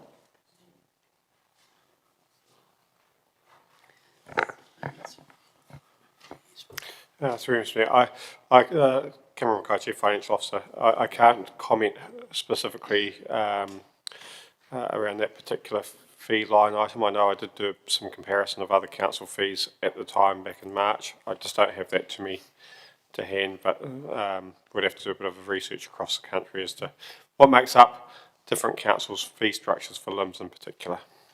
Okay, so is a limb not, it's not, I just thought it was a standard, you're comparing apples with apples. Are we not comparing apples with apples? We could be, but it depends on how they've chosen to structure their charging for limbs, whether it's a full cost recovery or partial and that sort of thing. Okay, all right. Can you please provide that to elected members? I thought, would have thought that would have been in this report. Councillor Johnson. Yeah, just some questions about the swimming pool fees, which I imagine you anticipated since you've got Kathy Dever-Todd sitting there. Look, last year we increased them by 15%, and now the request is for increases between 12.5% and 15% this year. I understand that it's outlined in the report that utility costs have gone up and other costs have gone up, but that's a significant increase out of step with CPI 2 years running. So I guess, how can we, I know you've said in the report we could put rates up, but are we just obligated to accept what our operator tells us is their costs? Do we do any investigation into the reality of those costs? It just seems a lot to have to swallow 2 years in a row. Yes, I can certainly speak to that. So, councillors, prior to last year, our last increase in fees and charges was in 2014. And every year in between, CLM had the opportunity to come to council and say, we'd like you to increase the fees, and they chose not to do that. And they've managed to keep within the budgets and with the patronage we've had at the facility until last year, and we looked at the CPI over the 3 years, and they'd been running some losses and asked us to make up the difference, which happened last year. CLM pay for their energy separately to council. They broke away from our energy agreement a few years ago, and that was on the basis as a provider of pool management across a number of councils across New Zealand, they could buy at a better rate than us. Their tariffs have just fallen due, and their new tariffs for electricity 50% higher, and gas 23% higher. And so at the time we were looking at the LTP in the draft document, we didn't have that information through. They had signalled at the end of last year to me that they were thinking it was going to be around the 50%. That's what's driving this. It's mainly that energy cost, and you would appreciate, councillors, that during the LTP discussions we also came to you talking about the big increase in energy costs for the council as a whole and how we were having to increase budgets. So it's very similar to what councils had to do in its own books.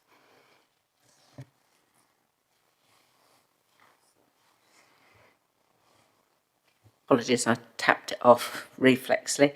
Okay, thank you for that. A bit more context, which is helpful. I'm not sure. Is the swimming operation entirely calculated separately to, say, the gym operation or other things that also occur in those premises? Yes, it is. So, is there no ability for CLM to subsidise some of the costs in swimming through their gym revenue? Yes, and they do that. So Palmerston North Aquatics is the business that runs the Lido, and that includes their gym. Our subsidy is only for the swimming, but they certainly offset the costs, and part of the reasons the fees have been as low as they have is because of things like Learn to Swim. And so it is the whole complex as a whole that collects the revenue, and they can use that for staffing across the areas. Certainly I have the ongoing relationship with CLN, and I know that they do that, and they look at it as a whole. And I do also know that they've been looking very closely at their energy and energy consumption to see how they can minimise that as well, and working in conjunction with us with a low carbon fund. Okay, and just one last one, Mr. Mayor. I see that they are using community services card to allow for a lower fee entry. Given the advice that we were given earlier this year around the use of community services card for access to housing and parking, is it an allowable use of the community services card to put it up for reduction for swimming? I can't answer that question specifically, but the maximum fees and charges and the categories around them, including using the community services card, is something that is determined by council and not by CLM. So if we were to choose to change that, we could do that and advise CLM of that change in terms of that category.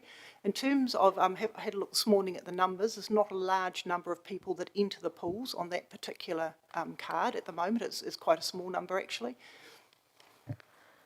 Okay. Yeah. I'll just leave the questions there. I've got some comments. Councillor Barrett.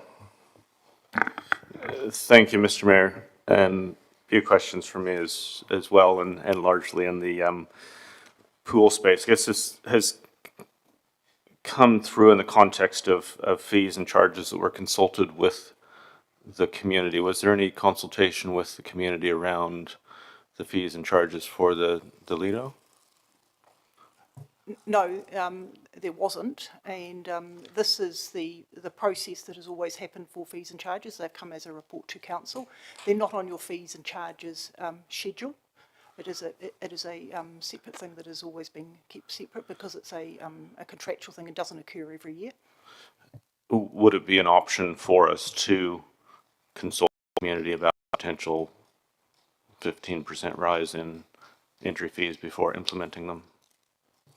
Absolutely, that's always an option to do that. I think councillors just have to be aware that our renewal of the management agreement falls in September, but our payment, and that's the first date, so we would have to do that and have a decision for CLM prior to that time. Without the ability to either make up the difference with fees and charges or with rates, then we would have to cut levels of service.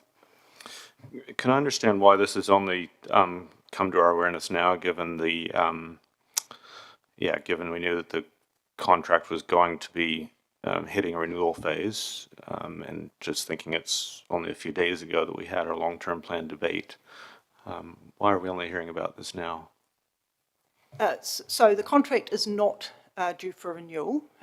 So the contract, the management fee is a 3-yearly cycle, but every year CLM, as a condition of the existing contract, which is a 10-year contract, have the ability to come to council and ask for consideration. And the first letter I got from CLM in relation to that matter was on the 7th of March, and I've been working with CLM to get some extra information. This has been the first meeting that I could bring it to council, given that you were dealing with other matters earlier. Okay, thank you. Second line of questioning really is around the fee structure. It seems to me that the fee structure tries to acknowledge some relationship with ability to pay. Is that a fair reflection on it? That's correct. That was the original intent in the original 2001 contract, that it was to be around ability to pay. Thanks. And can I then understand how that squares with the proposed rises, which are just kind of flat across the board when we are trying to be responsive to ability to pay? Yes. So in the past, council has always charged people on community services cards, tertiary students and seniors at the same rate as a child, are recognising that they don't pay the rate of a full adult, so that is the subsidised or the discount, recognising that the lower ability to pay.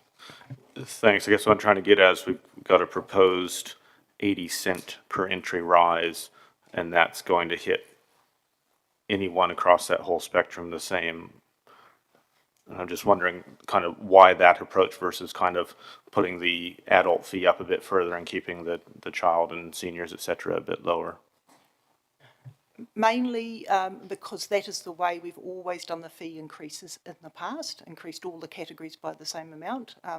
Obviously, if council was of the mind to do something different, we would have to recalculate how that would work out. So CLM's request was for a percentage increase, and these numbers of 80 cents come the closest to that percentage across the categories.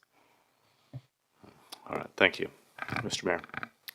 Councillor Wood. Thank you, Mr. Mayor. It's a bit of a long-winded question, but it regards page 64, the request for property information. So in the sector, we'd call that a property bag, and we would budget in approximately $25 per property bag. That would include information, for example, about the building consents that council held, fireplace consents, carport consents, that kind of thing. I note on here that it says it's at cost of officers' time per hour plus disbursements, but I don't believe that's how it's implemented in practice, or that's certainly not my experience from the customer-facing end of this. So I just want to get an understanding of, well, A, why it's written as at cost of officers' time per hour, given it, my understanding is we charge a set fee for it, and B, if we're not charging a set fee, if we get an understanding of what the averages are and what the average increases are. I appreciate it's possibly a bit of a niche question. I can accept if the team needs to come back to me on that.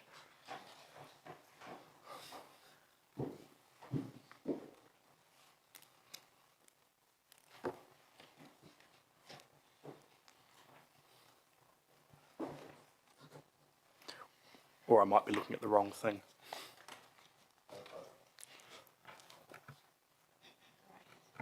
Right-hand side. Kia ora koutou, Lee Sage, Building Services Manager. The intention is that the time taken to collate the material for those requests is what's invoiced. And so you're saying that's what happens in practice? As far as I'm aware, yes, Councillor. Okay, well, perhaps ask a question for you to look further into that, because as a customer-facing end, I've certainly experienced a more or less set fee, so I'd just be interested to know how that process is working. Okay. Thank you. All right, you've slipped in there late, Councillor Dennis. Yeah, thank you, Mr. Mayor. Just in regards to the attachment A, which is the submission around the LIMS report, for example, it's referring to on page 56 of the agenda, 521, saying that we're one of the most expensive in the country to attain a LIM report. Can I understand what other, have you got any information on what other councils would expect, other cities would expect to pay for a LIM report? Through the chair, no, I don't have that information to hand, but I do believe the Chief Financial Officer was looking at that information earlier. Okay.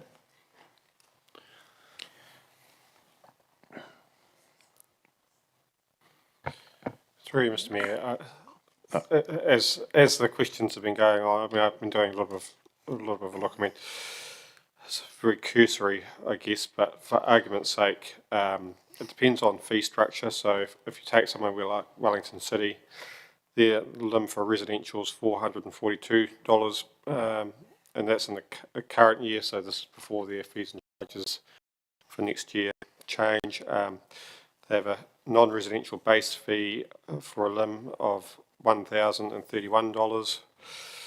I think this, we're talking residential. Yep. So their residential fee is $442 plus they have an additional charge for fast tracking. Yeah, yeah, I've done some DD just quickly myself too. Yeah, Thank you. Yeah, so it's a bit of a range. The range at the moment I've got is between sort of 300 and that 440 at the moment. Yeah, Tauranga is over 500 as well, so, yeah. All right, that's the questions. Thank you. All right, so we have recommendations there on screen that council approve fees and charges for planning and miscellaneous services as scheduled in attachments B and C, effective 1 July 24. That council approve the fees and charges for trade waste services as scheduled in attachment D, effective 1 July 24. That council approve the updated caps for swimming pool emission fees as scheduled in tables 1 and 2 of attachment E, effective 1 July 24. I'm happy to move that. Could I have a seconder? Thank you, Councillor Bowen. Look, colleagues, I realise that some of you will probably disagree with perhaps number 3, and I understand why. And I just done some just around the limbs. We are one of the highest. So I just want to temper that with some of we just can't keep putting up fees. We have to look for some efficiencies in the organisation as well. We're right at the top end just in that one, and I suspect we're probably at the top end of a couple of others as well. So, but it is what it is, and there are costs increases all over us as an organisation. So I do favour us putting things up slightly. In a regular, rather than doing the big gap change where you leave it for 4 or 5 years and then you do a big catch up, which does catch everybody by surprise. So I'll go to others that would wish to speak. Councillor Johnson. Thanks, Mr. Mayor. I'm just going to speak to the swimming pool admission fees increase. I have to say I'm not really happy either with the level of increase or the timing of the request for the increase. I appreciate that maybe we wouldn't be in a different position, but if we'd had the opportunity to consult on this increase through the long-term plan, I think it would have been interesting to see what the public feedback would have been. So for it to come to us now, when we've already done all the submissions and the debate on the long-term plan, I just don't think that's great timing. I understand it may not have been in the hands of officers, but if CLM are listening, I would suggest that in future any request for increases comes before the annual budget, not just as we've completed it. It also removes really the ability for us to decide whether or not we want to subsidise any of the increases through rates. Now, I understand that we may not decide to do that, but by it coming now, that option's off the table effectively. And then thirdly, whilst I hear that, utilities are going up in costs and everything, we had a 15% increase in swimming pool admission fees last year and a 12.5% to 15% again this year, when we all know what CPI is. So, I'm not happy with the continuing increases at this rate. A one-off increase, where there had been none for several years, I think, we were all prepared to accept that. But then to come back the very next year with a similar sized increase, I'm starting to feel uncomfortable about it. So I'm not happy with the timing. I'm not happy with the degree of increase. And, I'd question whether or not there are not other means of looking at costs that CLM could do in terms of cross-subsidy, etc., that would reduce the impact on people swimming. So I'd ask you to separate 3 out, and I won't be supporting it. Okay, thank you. Councillor Dennison. Thank you, Mr. Mayor. Just also just really wanting to voice concern around how we just keep the submission is actually quite fair as far as just moving these costs up further every time, just across the board. For the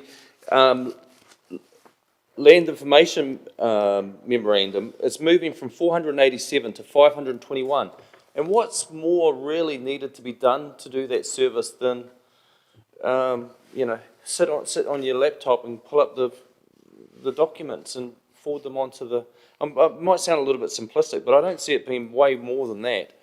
And to start charging 521 is just one example of how we're just racking up the costs in this activity. If we put our eyes on these type of activities, how they get moved year on year out, I think you'd be astounded how much money starts going into these type of activities, and yet we want to have a plan for growth. We want to be open for business, and yet our service delivery, we're short on staff to kind of be responsive and be all over top of it.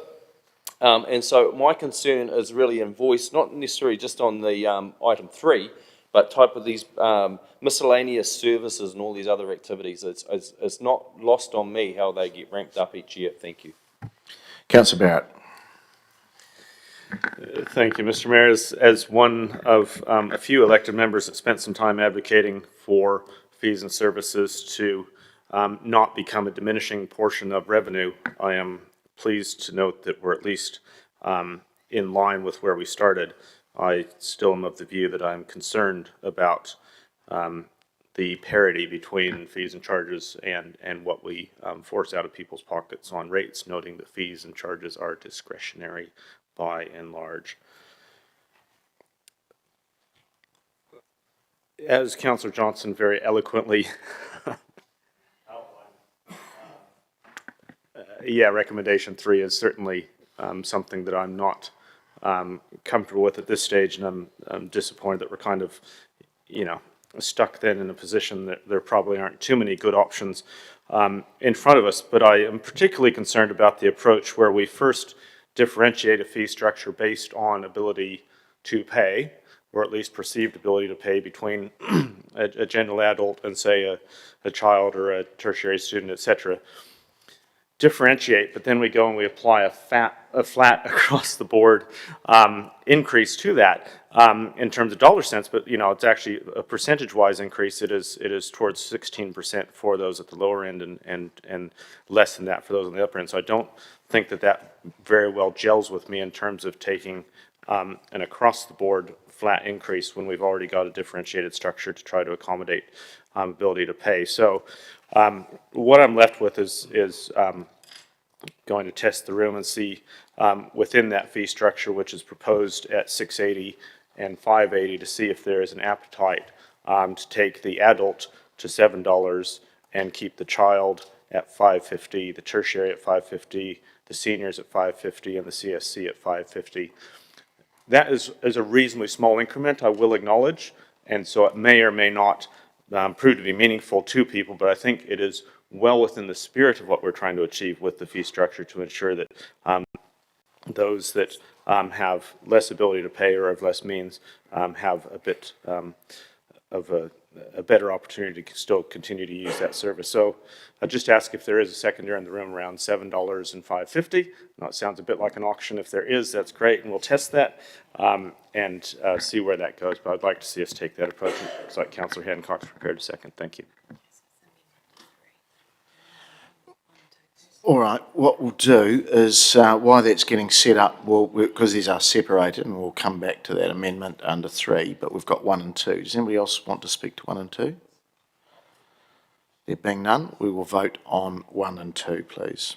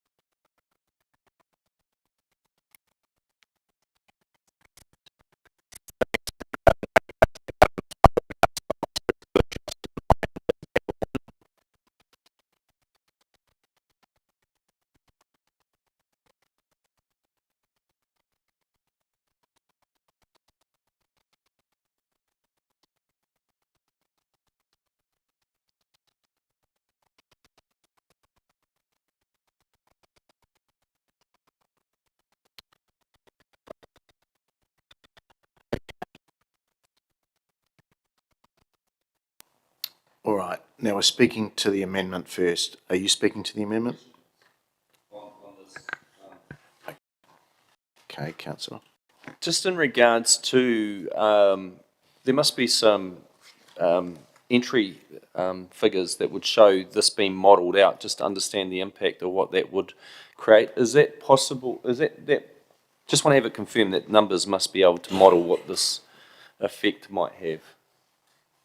And the second question to that, how important is the decision made today and whether this could be referred to with that information to the 10th of June meeting? Yes, we have done some modelling on this, not exactly on these figures. One option is to report back on those figures if you want an updated figure, but generally looking at the figures up on the screen there, they would generate somewhat the same level of revenue based on the numbers of people going through the pools at the moment. Okay. And sorry, your second question was? Oh, like you mentioned, you could get that to us even after lunch. Yes, you've got the spreadsheet set up. It's just about putting in the next figures. That's all. Okay. Thank you, Mr. Mayor. Okay, back to you, councillor. Well, I'd just indicate I'd be quite happy to pause for lunch for multiple reasons. One of those is which, quite hungry, but the other one is it would make sense to have an informed decision. Okay, all right. We'll adjourn and we'll come back into the chamber. So well done, Councillor Dennison, for getting that break organised. And we're back in the chamber at 1:45. Thank you.